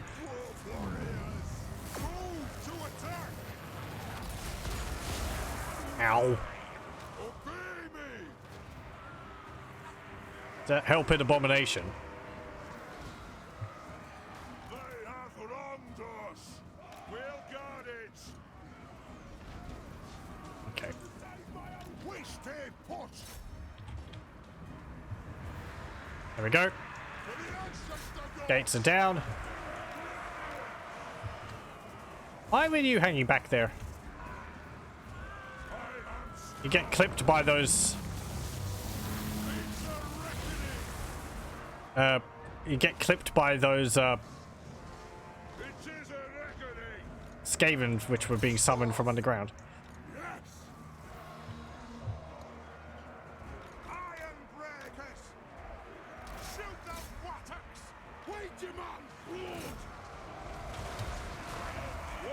Okay, Slayers, attack that Hell Pit. Oh. That abomination. Punch up behind them. It's in the doorway.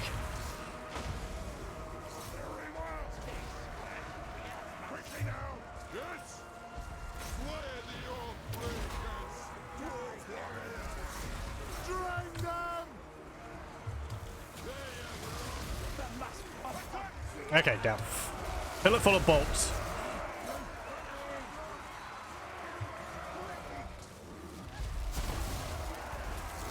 There we go.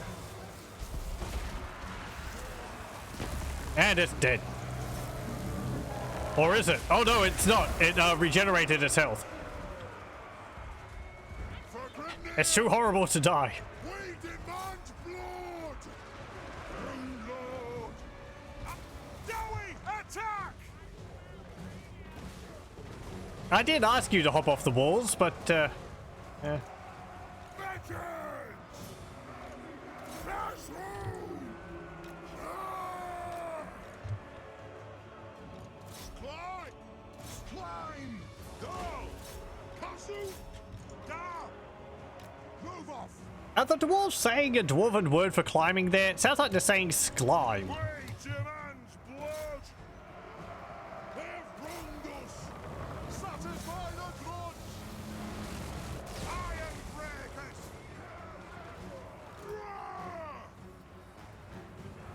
Range far, range fast! Dwarf I'm not aware of whether a cousin-live word for climbing is so similar to the warriors! English word. There's a few cases of that. We demand blood! We'll guard it! Because, you know, Umgi can't come up with a language of their own. They just have to steal dwarven words. Slayers! Will do!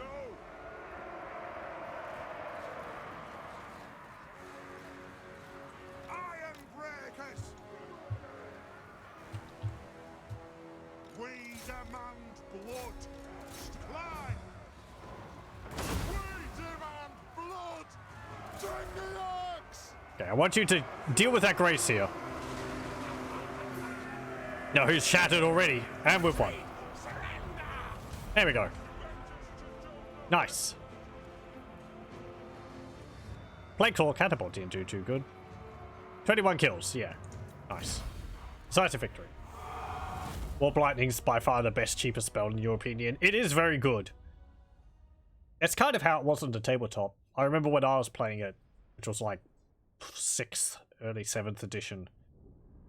Skaven armies was pretty much as many units as possible with like 2 Warlock Engineers with scrolls of Warp Lightning, the condensers on their backs so they can cast Warp Lightning. Or they had 2 pieces of equipment which would allow them to generate like an extra magic dice, I think, and be able to cast Warp Lightning, because engineers weren't innate spellcasters on their own. The tactic was basically just spam as much Warp Lightning as possible. The enemy might be able to dispel 1 or 3 of them, but they wouldn't be able to dispel 6 of them, because it was such a good spell. Even if it wasn't overcast, it was just 5, strength 5 shot to the unit. Blam! Strength 5 shot to the unit. Blam! Just spam as much as possible. It was kind of the only way for the Skaven army to deal reliable damage. They had all their weapon teams and so on, but they were rather unreliable. So. And your infantry wasn't really good enough to square up against a lot of other armies' units. Clan Rats were, the leadership suffered. Storm Vermin, I think early on you could only take 1 unit, and it had to be defending the Lord, which is why I tend to only recruit 1 unit, Storm Vermin, but I think that was changed in later editions. Okay, sack. And occupy. Grudge removed. Being the closest dwarven horde to help it draws many a proud Dawi into the hands of Clan Boulder. These horrific experiments must be stopped. We get plus 20 diplomatic relations with dwarves. Nice. We secure Help It, and Clan Boulder is no more. And we get an opal amulet. And a prospector. It is a level 1 settlement now, but we've got time to build it up. Skaven corruption here is 1 local populace. Now building commandments and technology is giving us 3, so be able to stay on top of the corruption. My anger burns bright. Now, I am going to get on you.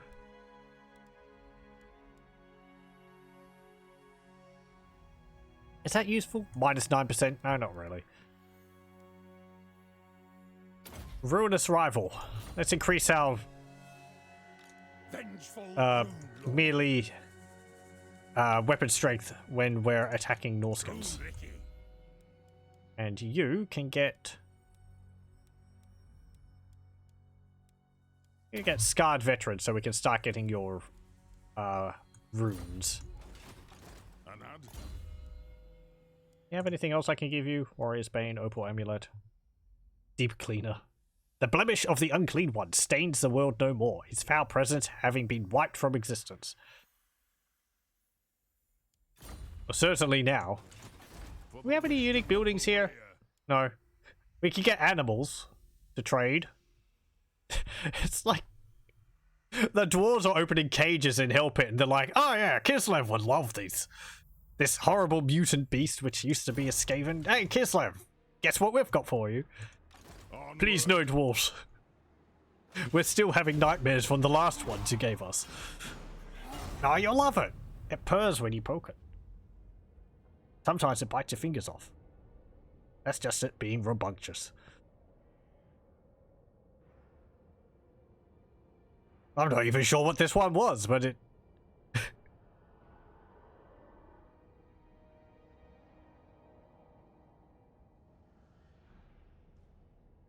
That got rid of one of the grudges we had, which is good. Guess we don't have a choice. Fantastic. Okay. Oh, Kislev declares war on Sylvania. Great migration comes to our borders. Sure. More growth will be good.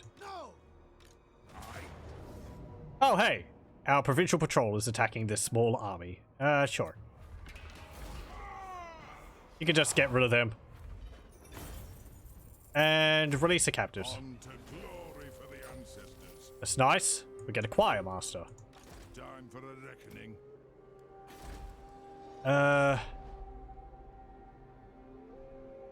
Provincial patrols does make it a little bit easier to manage my territories, but My axe thirsts for war. considering how annoying it is sometimes to have a settlement raised by a very small army, it's... refused by the comet. Okay. Yeah, it looks like you actually got rid of that army which was over there. Well done.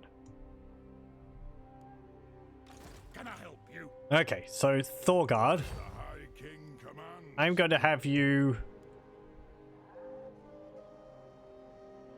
I might actually go and take Frozen Landing and Bearsling's camp.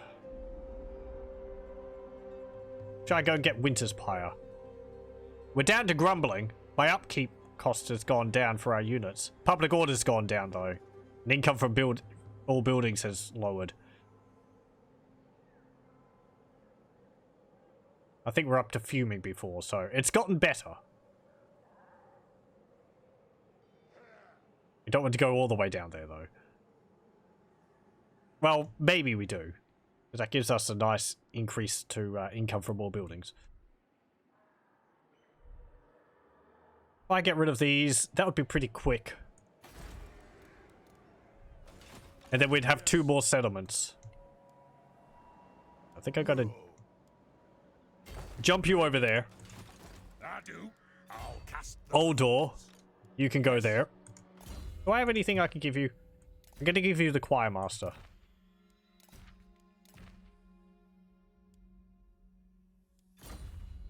And armed and ready. yeah, you could just sit in there. Lord of Clan Morgrim. What's the Master of Runecraft. public order problems here? Corruption's the biggest one. Taxes. I'm actually going to turn off taxes. we're not getting any money from it, so -3 from an event, yeah. Buildings are -1. Which building's giving me -1?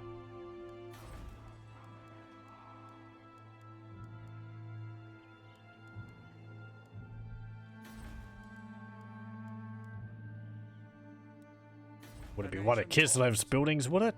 That doesn't make sense. Raise Sigma. The Empire. No. Vengeful. It might actually, no, that's the unpleasant climate. Yeah, because it shows the public public order penalty from that as buildings. Okay, so that's going to provincial instability is -4. Yeah. Still kind of need other things to keep people happy there. 4 turns. I think I've got to put it on Venerate the Ancestors if they're going to be so rowdy. Summon me if you dare. Okay, and on you... yeah. I'm going to give you... Inspiring Presence. And turn.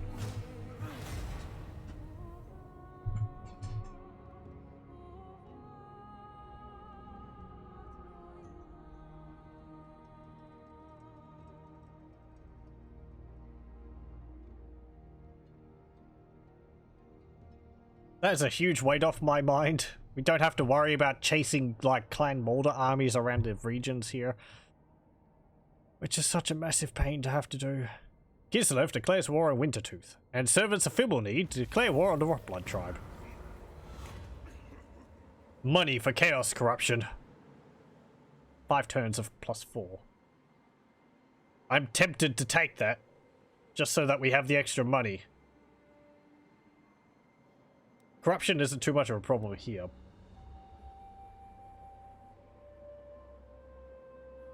Take the money. Greedy dwarf wants the money. Worth it. Yeah. I'm inclined to agree. At the same time, filthy, you know, chaos corrupted beings. I don't know. Money. I'm gonna take it. We kind of need it. Oh, dwarf, greenskins. What the heck are you doing here? It is time.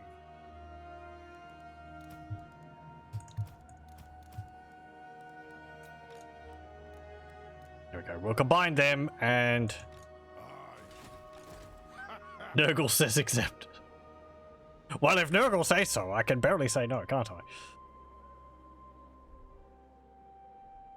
Shoulder axes, lads. We move. Let's charge down here. And enter.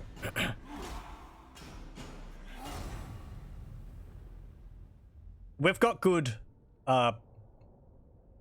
what's it called? Untainted reduction in this region as it is, so I was thinking more about Hell Pit, but there's high corruption there anyway. Whether it's Skaven or Chaos, it's not really going to matter. Probably gonna have a rebellion there. Oh, hey. Sure, we'll play that. Just so that I minimize casualties. We can pretend the money is... we're taking it just like... they're giving tribute to us or something. Actually reminds me. I hope, Balakor isn't going to come and say hello. Dwarf warriors! He's often to the west, so... or Belacor. But I've gone over that. I'm gonna be stubborn. Anyway.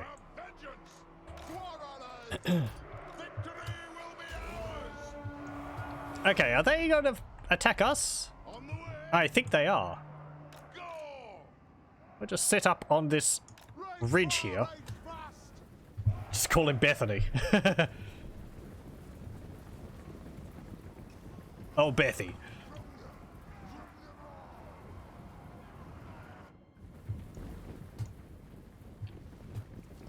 More Norskins. They got some berserkers. We're gonna have to deal with those. What do they have? Rage. Right. And these ones have... Oh, they all have rage. I thought these ones had something different. Oh, hang on. Oh, they're hunters. They're not berserkers. Where's the berserkers? Dwarfs, go back and power in your mountain holes. There we go. Yeah, they've got berserk. Hey! We can't get any more into our mountain holds than we already are. Stupid Umgi. Dwarf warriors! Doesn't even realize he's in a cave. He's got the cave sickness. Okay, spread out. Khazukan!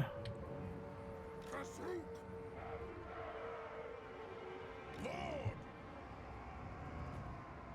Move! And you can march up there.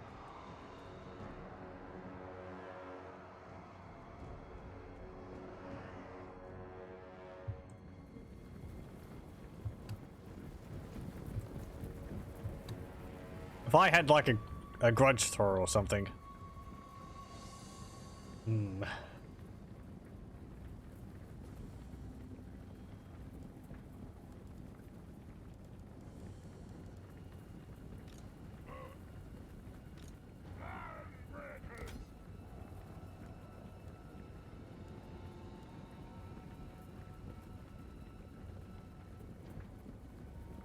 Might be able to wrap around them on the sides. Our fire undimmed! Okay, so Brothers! you three.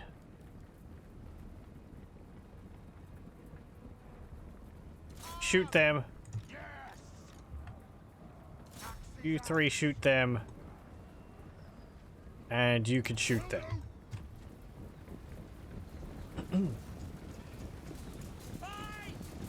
What? The clans unite! Attack Okay. the earth! Warriors! Change to their For the ancestors! ranged units. Or their melee units. For a bit anyway. Dwarf warriors! Move now! Quarrelers! There we go. They're broken. The clans unite! I want you to hop around over here. To stop us! Dwarf warriors! Move! You can move over there. And you guys can march over there. Let the vengeance begin! Quarrelers! Charge them. Warriors! And march over there. Out! Shoot them. The clans unite!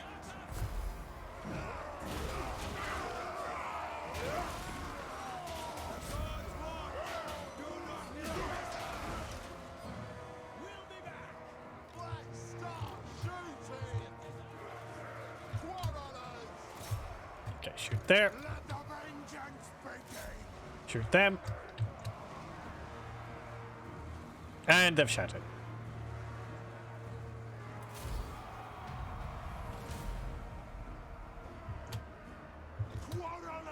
Quarrelers! Yeah, shoot those great weapons, guys. Yes, Lord! And shoot their lord. Charge!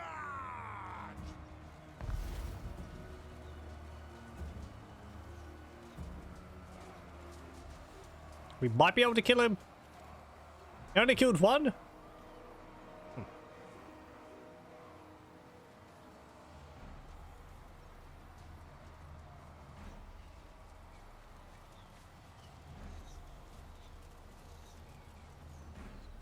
Come on, he's got 60 hit points left. One more volley.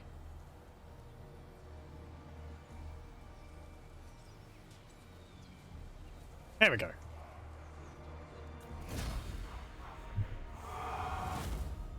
"37 losses. Much better than if we'd auto-resolved it, I think.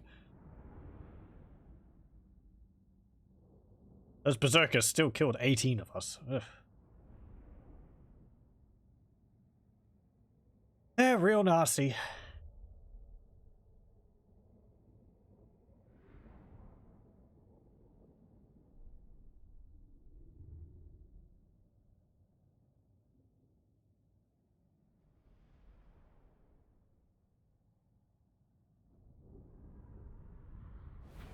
But that's their largest that's their largest army in the region.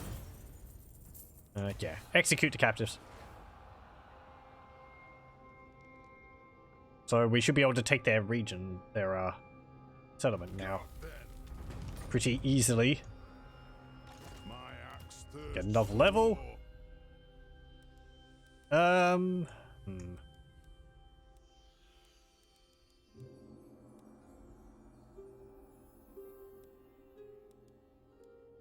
What should I get? Let's get an inspiring presence. We'll buff our leadership. And go and attack Frozen Landing. Okay, they've got 6 units of berserkers. Is this one of those? Yeah, okay. I think this is a sea? This is a mountain? I think we've fought on this map before. Let's just leave that for the moment. I want to have a look and see what other things we can do. Armed and ready, Lord of Clan Borgrim. Gonna recruit some miners into your army. Help you maintain public order there. Do I have a lord I could recruit which would give me public order? I could get Harrock. Disciplined strategist. I don't think I can afford that.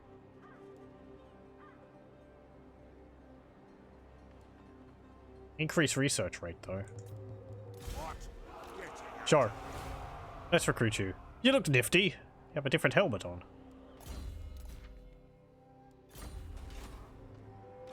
Okay. Let's go deal with this. It should be fine. They're going to be sitting in their settlement, so we can just fill them full of bolts before we commit to melee.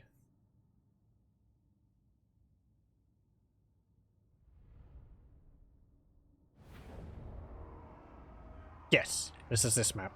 Okay.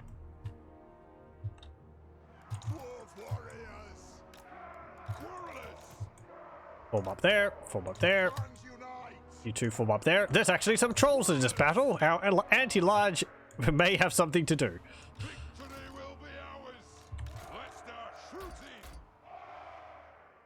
Okay. Unless they feel like they have a chance to attack us. And they actually send their units out of the settlement to fight. But maybe not?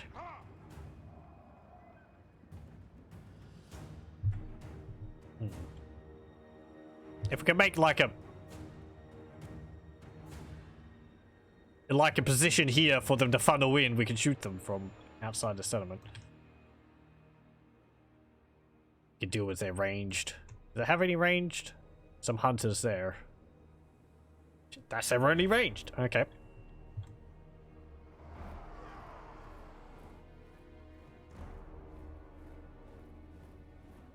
I think we've seen this map before, but yeah, it's a nice little one. Little settlement next to a river. Got their houses around. With bones everywhere. Also got a ship. A longboat. Water. And fires. Like a sacrificial altar or something.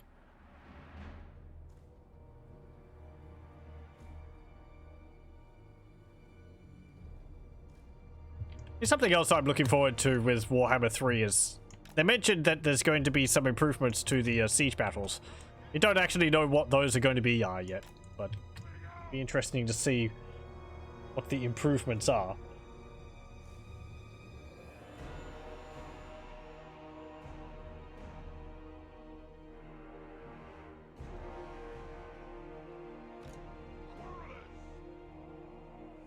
Personally, I kind of feel like we should temper our expectations. I can't imagine. I don't really think that there'll be anything too major.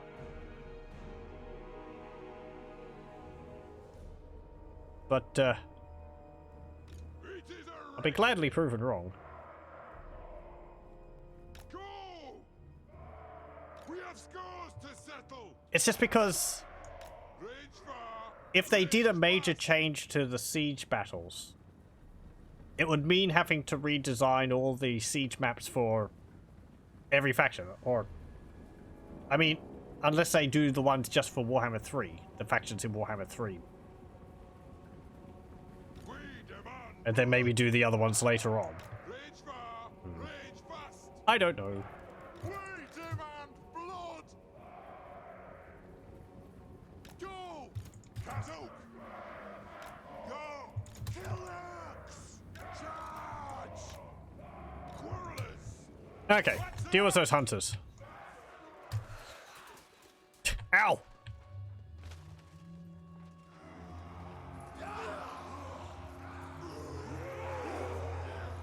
Come on, where's my crawlers? There they are. Hey! I said these dudes over here. The clans unite! Raged firepower ready!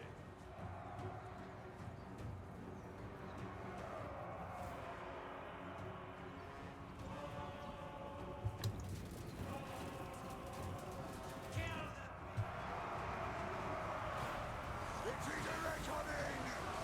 Hadouken! Rightful! Attack! Now, I should have had you on... Should have turned your auto fire off. You used all of your axes against the unit rather than chucking them against the large targets. Oh well. Okay, they're broken. Attack the marauders with great weapons.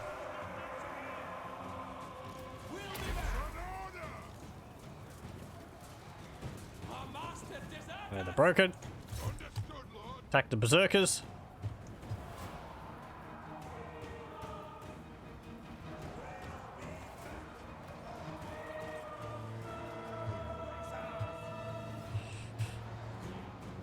Okay.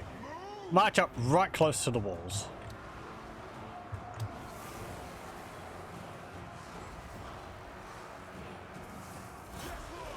Shoot the ice trolls. Might be some friendly fire from this, but they're large targets. And they're not mixed up with my own units too much. Yeah, there we go. Muster the throng! Can you kill a bunch of them? Actually, focus on their lord.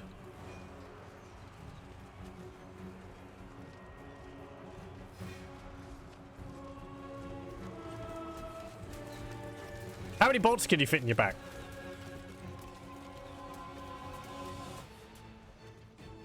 Aww.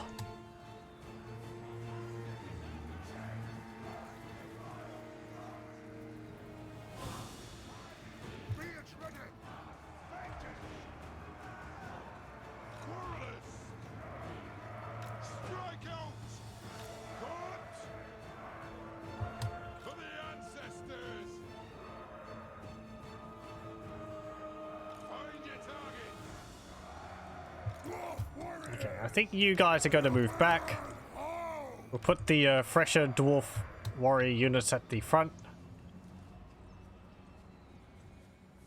Quarrelers! Can you shoot those berserkers up there?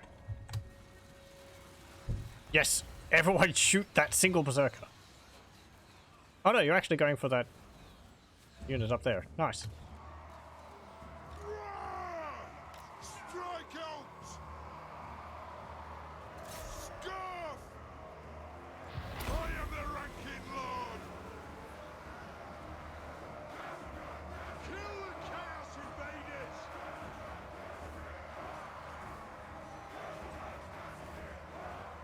None but the Dowie are worthy! Slay the oath breakers! Yeah, keep switching in new units so that we can keep shooting them, please.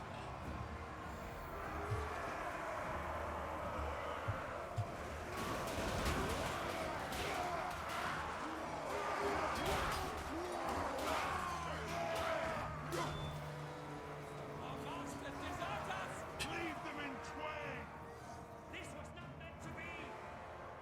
We're kind of just standing outside of the settlement yelling at them, and they're coming out to find us. Okay.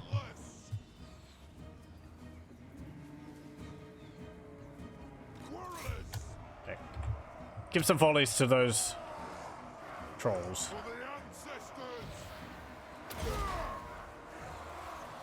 They might not even get into melee with us. Nope.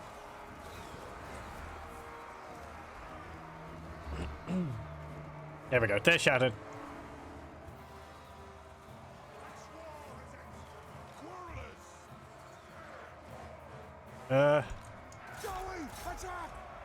Charge there.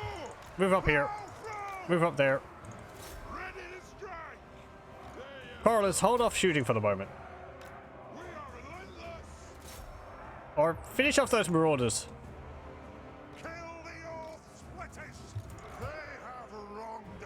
We're going to move up into their base.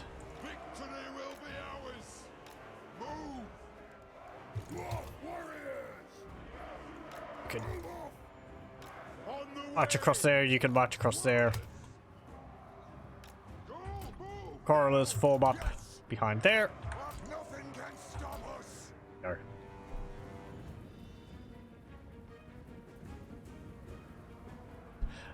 I seem to remember saying something about playing more offensively as the Kraka Drak dwarves. And here we are creating boxes.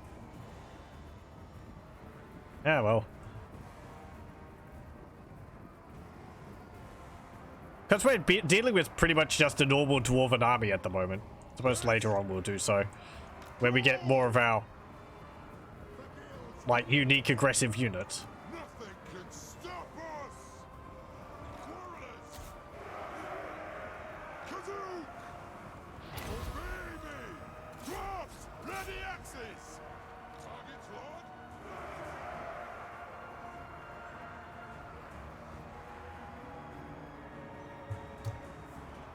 Dwarf warriors! Hit those dwarven legs! Kill them! Squirrelers! Wow, they're just shooting over our heads. Nice. Okay, but shoot those guys up there.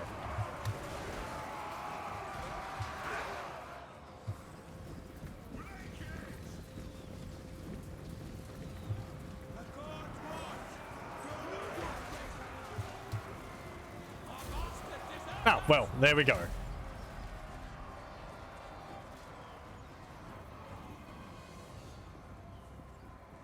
The gods watch! Do not disgrace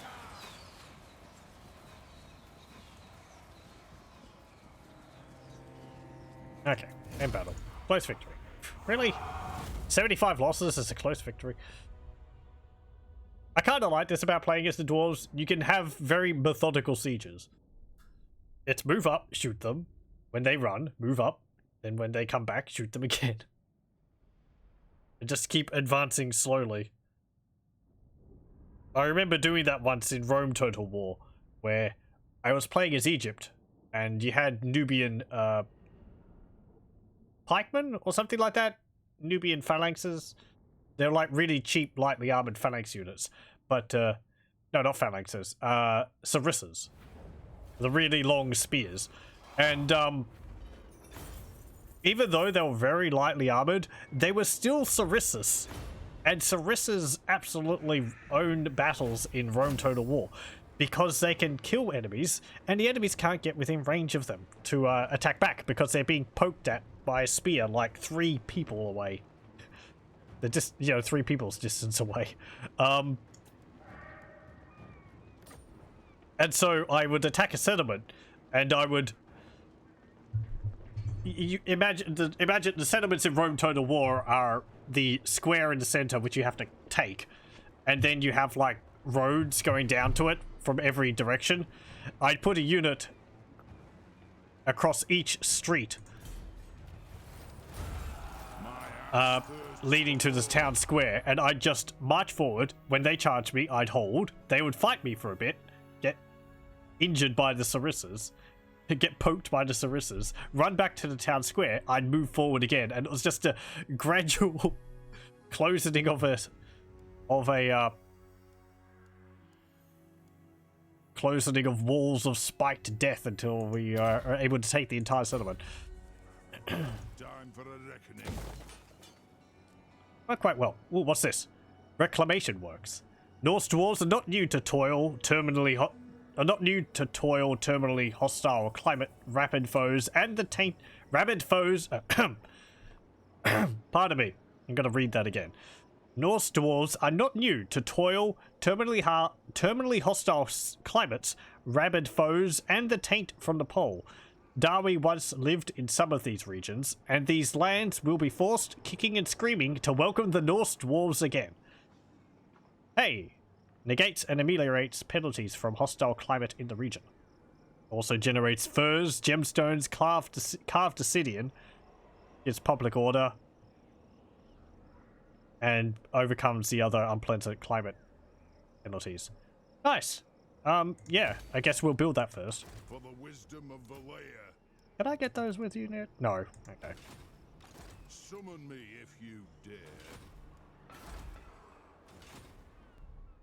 Right, so I guess after that, we'll, march down and take Bearsling's camp, which is the large settlement. They don't have any trolls there, though. They got 2 chaos spawn. Easy, whatever.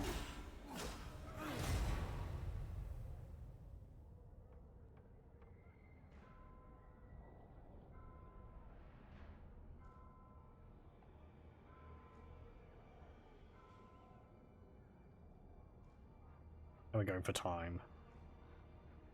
Okay, we might go for another half hour.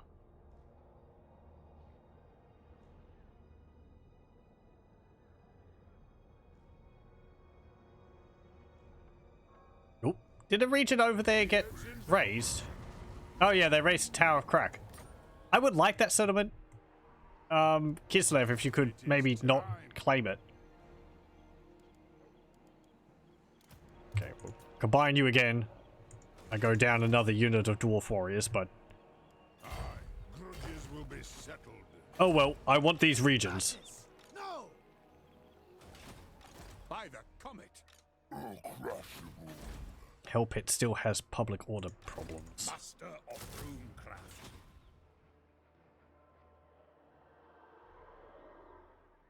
Not much we can do about that. When we take this, I think we're gonna have to swing back up here and deal with the rebellion. Lord of Clan Morgan. I can't recruit more units to pay for that, or to fight them off, because our income's low.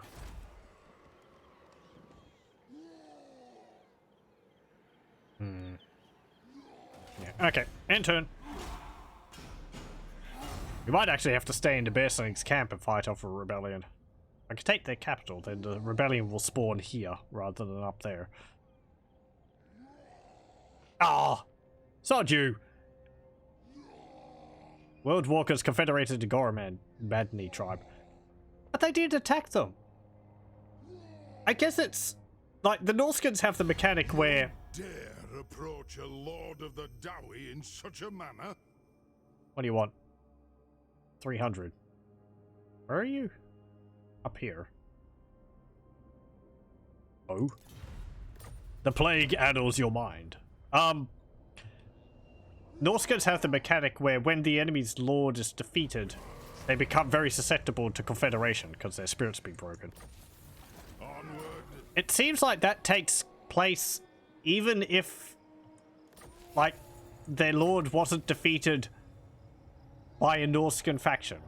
It's like just being defeated once is enough for them to confederate with another Norscan faction. The grudge bearers will. I'm gonna declare war on you anyway, because whatever. It's gonna happen eventually. It may as well happen on my turns. Oh, and we'll auto-resolve that. It's easy. And occupy. My axe thirsts. There we go. We have the entire region. We will venerate the ancestors. To war. You can get our lands, level 2. And we'll upgrade Kraka Drak to level 3. Vengeful Rune Lord. You get some more miners. Imminent rebellion in over here, I'm pretty sure. And end turn.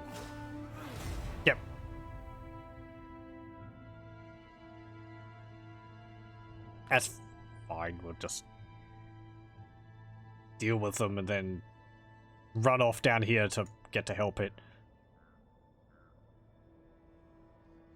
We might be able to hold the region after the rebellion. We're going to have plus 20. It's going to be 80. And then squashing the rebellion gives a bonus to public order for a bit. Led by example. Nice. Okay, what else should we get now?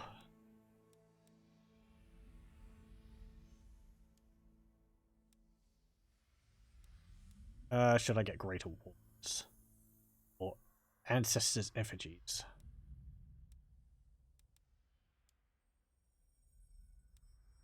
Untainted +2. Or public order +2. Let's get ancestors' effigies along with Okrinadura's mining. I could get everlasting war, which does reduce the upkeep for our units, but it lowers our growth, and I think I'd like to hold off on that for a little bit longer. Get out of here.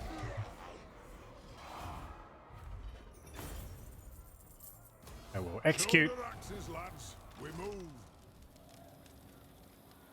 And let's force march over to here. How many turns do we have that for? 17. Pretty nice.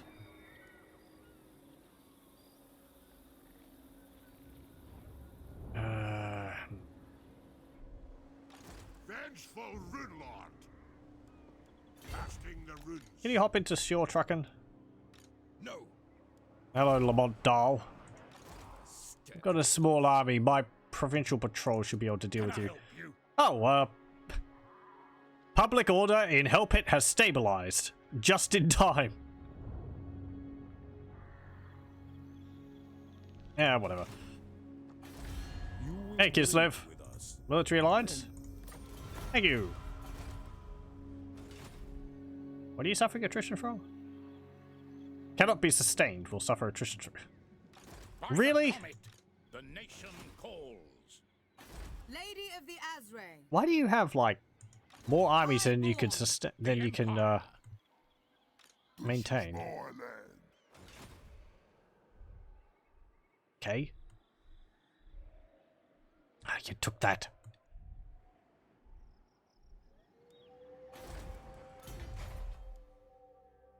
We'll get that there as well. Ooh, we get an Iron Miners Guild Hall there. Outpost garrison. Yeah, we don't actually really get like a settlement walls here. I guess because the Norscan camps don't have walls, but don't have much of a garrison army. Which would kind of be nice considering the Bearsling's camp is so much in the route of the invading Chaos armies. There are these regions which I could look at getting as well. Karak Vlag, Seep Gore, and Silver Pinnacle. Down along there. Red Eye Mountain would be great for the gold it has in there.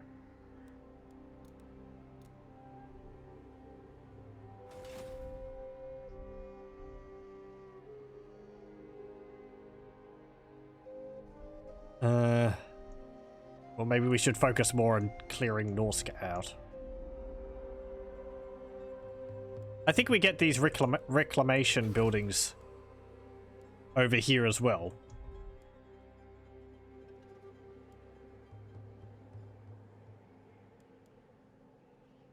Let's see, what's that going to be? Next turn, 7. And we don't have provincial instability. I guess that went with the rebellion. 24 turns until we get a growth point. Okay. Shouldn't it be a bit more? Oh no, it's because of the unpleasant climate. Is it?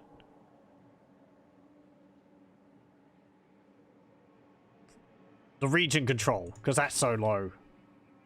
For the wisdom of the layer. Growth is really low. I keep forgetting the public order affects things a lot more now than it did before. To be honest, I don't really focus on it because of the secondary effects more now. I really just see it still as causing rebellions, not the other effects that...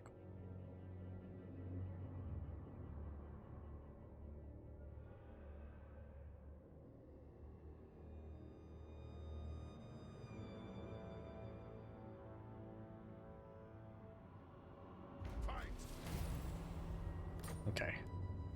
Nice how the lords are getting strict. That's a useful trait for them to have.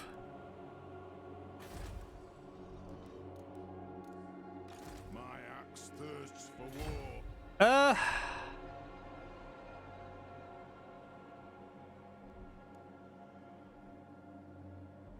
If you're not needed up in Hell Pit, I might move you back here just so that you can stabilize public order. Rune Lord. Yes. Get some more miners. Master of Runecraft. You can get some miners as well.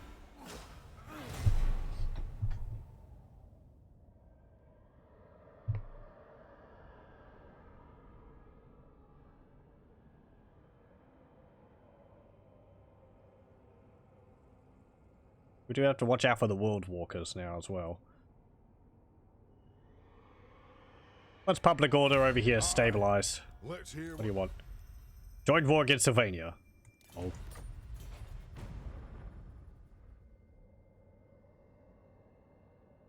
You're gonna have to deal with the bloodsuckers yourselves.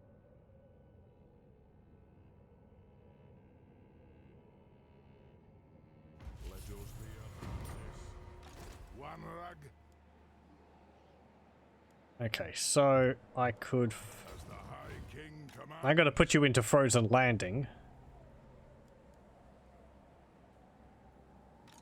There we go. Summon me if you dare. And...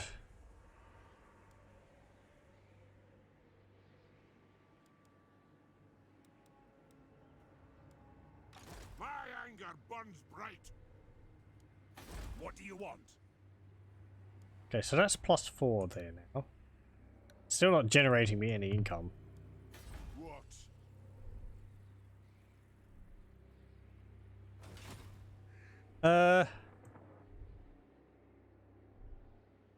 What's your problem? No, there's Throg. The Empire, the nation calls. Can you deal with him? Anad?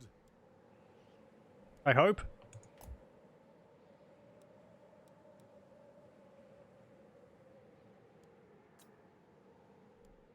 Get end turn. Oh, we might be able to upgrade Hell Pit.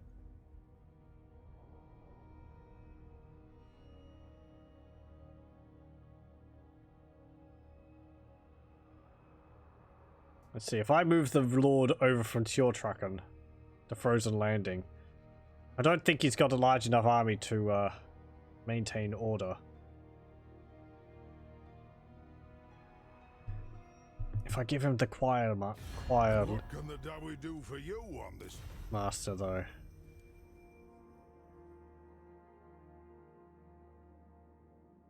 It's actually a bit more tempting. I think we're going to have to go to war against the Norscans, so not them.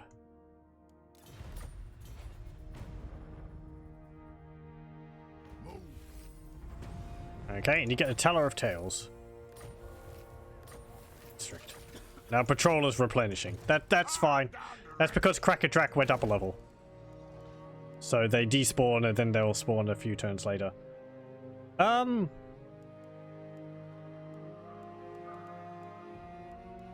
Yes. Get the gem mine. Time. Get our land.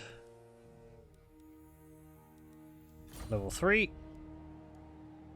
Let's see. So military presence is 8. Your military presence is 1. I give you Woven Tattooist, Teller of Tales, Choir Master,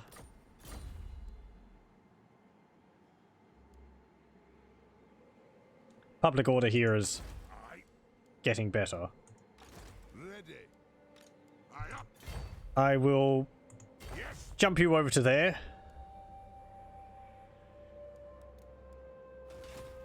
For the wisdom of the land. I might give you a few units. 1. Moving. There we go. Onward. So you've got a bit of a larger army. You should be able to maintain public order here next turn. I'm going to sit in here for now. And then you're going to take my place. I'm going to sail up to Shortrucken. Go up this way. My anger burns. I could probably get rid of a few of these dudes now. Lord of Clan Borgrim. What? I'll get rid of 2 of them. Just frees up a little bit more money.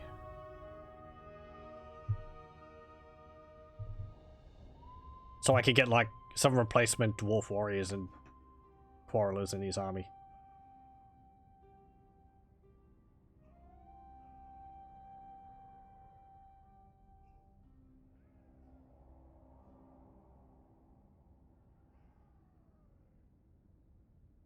When that gem mine's finished, it'll be very useful. Not only just for the income it's going to generate, but also because it's going to increase our trade. Let us begin. Okay, let's see. If you hop out, Thirsts for war. I'll cast the minus root. 4. Hop in there, minus 1. One rag. It's a miners. In belts.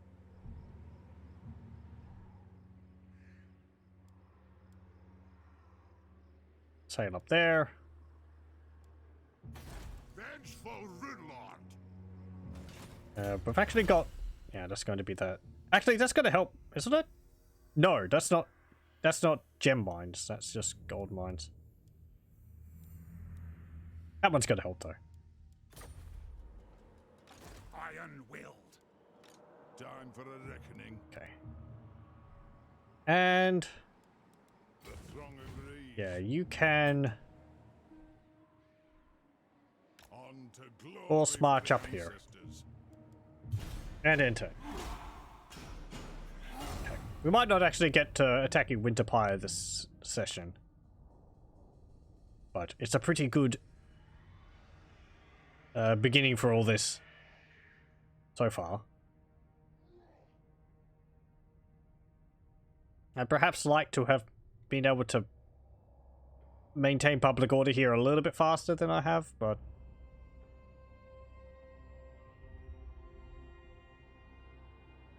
Let's see, we've got around until like turn 80? Summon me if you Or something until the chaos invasion happens.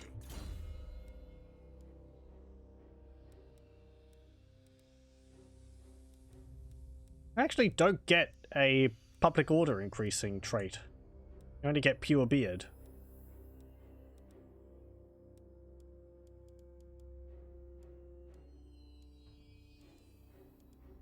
Yeah, get forge fire. Good. You're maintaining public order there. And you're reducing the corruption by quite a lot.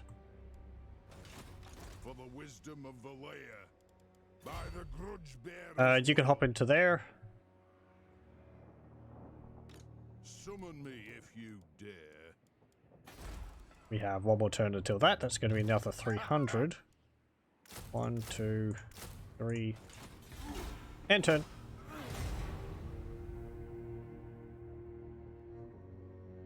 Order of Lawmasters declares war on Clan Pestilence. I was playing a Gorok campaign. I was being very aggressive to all the factions in there. Ended up kicking the High Elves out of Lustria, along with the Dark Elves and the Skaven. And the Hunts Marshall's expedition as we moved further north. I didn't get to the dwarves though. They're still in the mountains. The humans were a larger threat since the dwarves are just sitting in the mountains, so they can wait for their turn. What do you want? Good, you're holding there. What? Now we have our army back a bit more.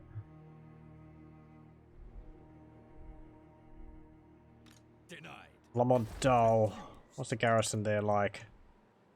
My axe thirsts for war. Can't actually afford a larger army. Settled. If I go up to Let us there, begin. I think we should be able to attack Winter Pyre.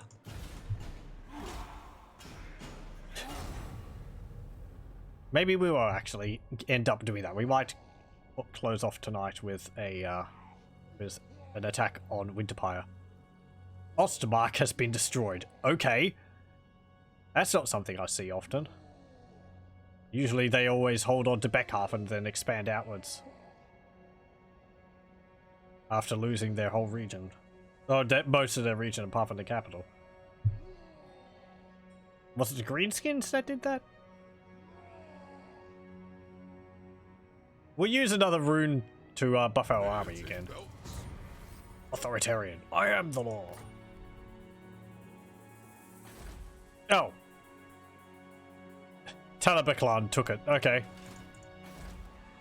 Mordheim is owned by the Wargrove of Woe. Nagenhof and Essen are owned by the Vampire Counts. Okay. Why do you have +5 Chaos Corruption in your regions, Kislev?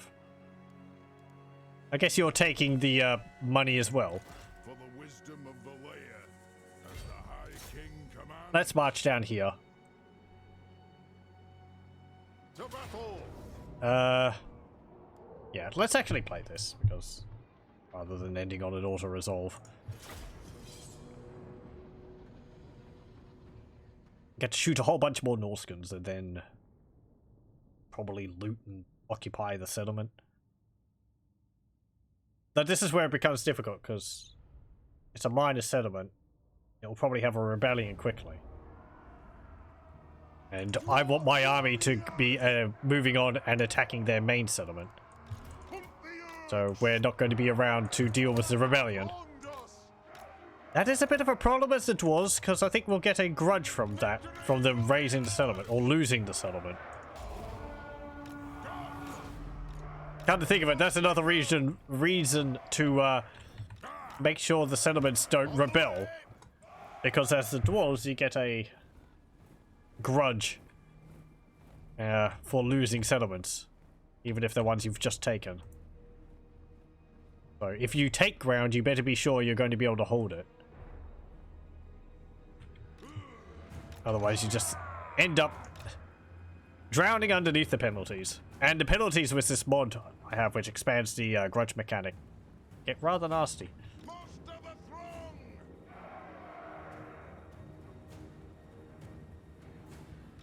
Quarrelers. Okay, shoot those We stand. hunters.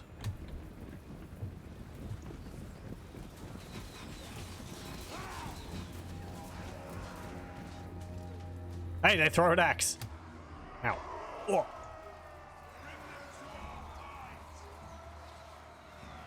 It is a reckoning. Khazukan Kazakit Ha. Attack the Yerks. Get moving. It's an order. Dwarves, ready axes. Slayers. Range far, range fast. Axes out. Engines. Kill orcs. Move. Nothing can stop us. Okay. Iron breakers. Yeah, you can go over here. Slayers deal with them. For the Karaz Ankor. Iron breakers. Oh. Get in close. Oh, you're running already?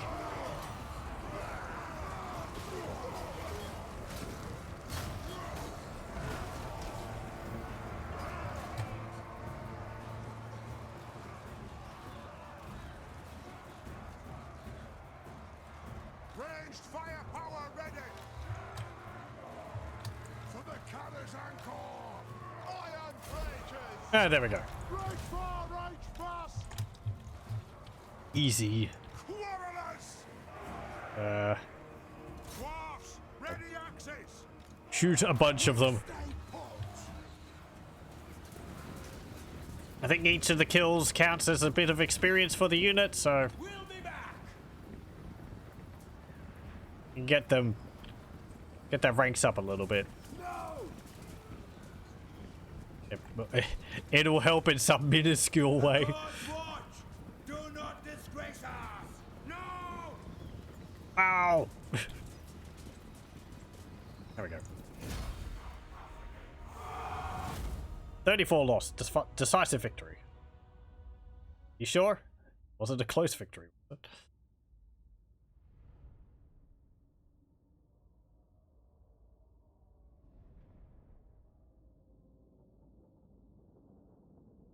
I wonder whether I should collapse my front lines to be closer around Thorgrad, so that they all get the bonus of his grudge stone, and also his banner.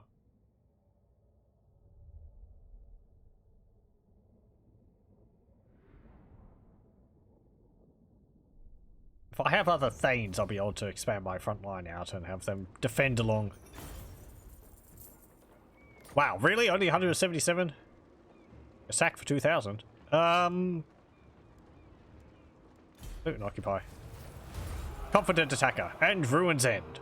+5 leadership. We're fighting against warriors of Chaos and Noska. The Lord's army. Nice. Summon me if you dare. It is time. Okay, so upgrade that, repair that. Ooh, here we go. Reclamation of Kraka Drak. Kraka Drak used to be the second largest hold in the north, bristling with trade before silence fell. By the fire of our rage, it shall be rebuilt and the fallen avenged. Generates 100 income. Fur and iron resources. Negates the hostile climate penalties. +3 public order. Yeah, attrition reduction. Construction cost reduction. Casualty replacement rate. Construction time reduction. A lot of that's overcoming this, as I said before. Untainted +2, income for war buildings +50%, and provides garrison of 2 Norscan warriors. Kraka Drak restored. Yeah, okay. Provides a garrison of Norscan champions and frost drakes.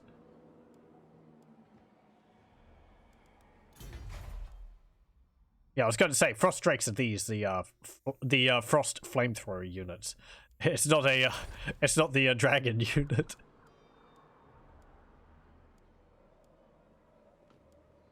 Okay, but can't get that yet. Maybe we'll have to go for one of these, Mysterious Island, get some money that way. Aye. Can't get Trinket Maker or anything. Vengeful. So you're holding on to there. Over here. Gonna give you route marcher so you can go a little bit further. Lord of Clan Morgrim. If I had sacked it, I would actually have enough money to spend on leveling up Hell Pit.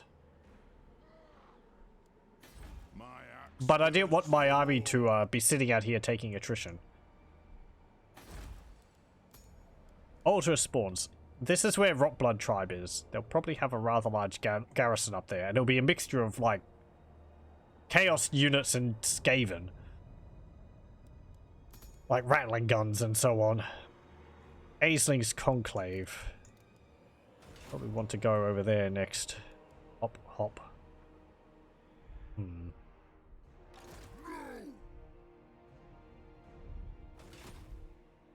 We are trading with all of our neighbors, aren't we? I think so. Yeah. Oh, I didn't get the rune. Oh, we've actually unlocked level 2. That's from all the regions we have. Let's see, we get Rune of Flight. Increases missile damage. Rune of Iron. Fire resistance increase. And Rune of Slowness. Fatigue resistance. Okay. Rune of Penetration. Missile armor piercing. Rune of Preservation. melee defense increase, and rune of swiftness, speed increase. So like you get melee attack, melee defense, and leadership increase or something. Then you have like a buff to your melee attack, melee defense, and yeah. Well, just so. Speed increases. Fatigue resistance. I guess that's reducing our like making us so we don't get tired as much.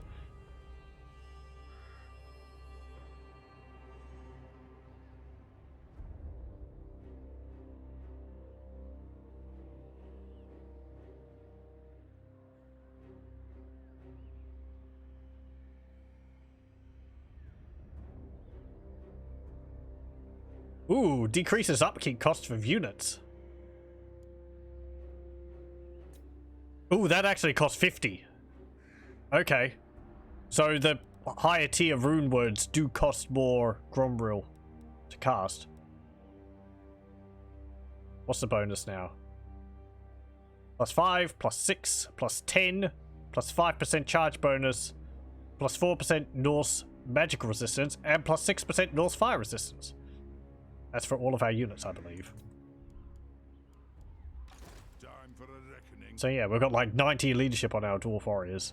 29 melee attack, 53 melee defense.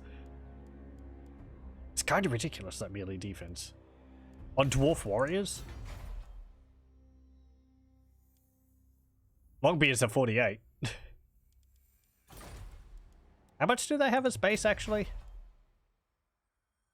40. And they don't actually have that much more. 8 more. Yes.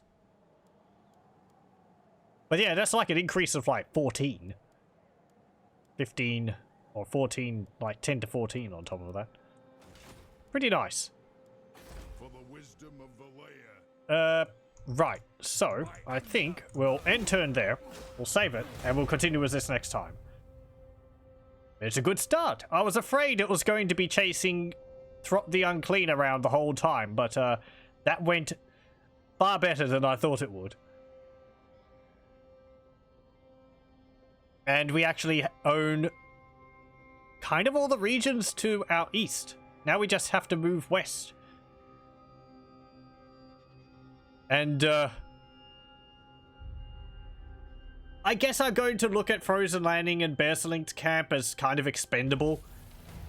They're not really good defensive-wise, so if Chaos invades, I'm probably just going to let them raise them. And hold off over here. Our regions are much more... Like, Sjortraken is much more valuable to us than these two. They are generating some income, but... As I said, just... Our garrison, what, we're going to be up to like level 3 by the time they invade, with maybe the outpost garrison. Only if I have an army in there would it be useful. And even then, legendary invasions, there's going to be 12 armies up here to begin with. And then however many armies there are going to be after that, so. Kislev is looking healthy. We might need to send an army down to deal with the vampires. But, usually, they're dealt with by the Empire. Schwarzhafen and Oberstyre are already taken by Sturland. This is owned by Vampire Counts. Essen's already been taken by Kislev. They've only got to get Nagenhof next. We might send an army down to take these at some point in the future. But I would, as I said, I'd like to focus on going this way. If I could take all of this... That would be a nice sort of empire to generate income to fight off over here. Big problem with owning all of this is chaos corruption. Gonna have to get rid of all that. We also have a grudge to go up here and raise the settlement over here. Fortress of the Damned. We remember. Well, we've got 15 battles to win against Norska. Yeah, Fortress of the Damned. To get +5 leadership. For avenging King Silverbeard. What's got the Aesling's Conclave to reclaim Kraka Drak. As I said, though, we're going to have to be sort of sure that we can hold onto the settlement if we take it. Because these penalties, they get rather nasty. Armed and ready. Should also get some more of that.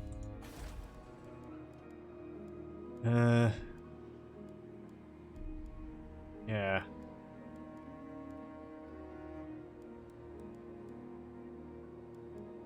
We might be able to sack a settlement and get some more money. Or as I said, we might go over there and get that. Anyway, we'll save it there and we'll continue with this next time. It's going pretty well. It's good fun. It's, you know, surrounded by enemies, though we have got a good ally in Islev, who have been dealing with armies even if they haven't been helping us in battle. It would have been nice if they'd helped me in the siege of, well, of Hellpit, but oh well. They've been dealing with Norscan armies marching through their territory, and that's been keeping some of the pressure off of me from around that side of the mountains. Anyway, we'll see how things go next time. Thank you very much for joining. I hope you join me then.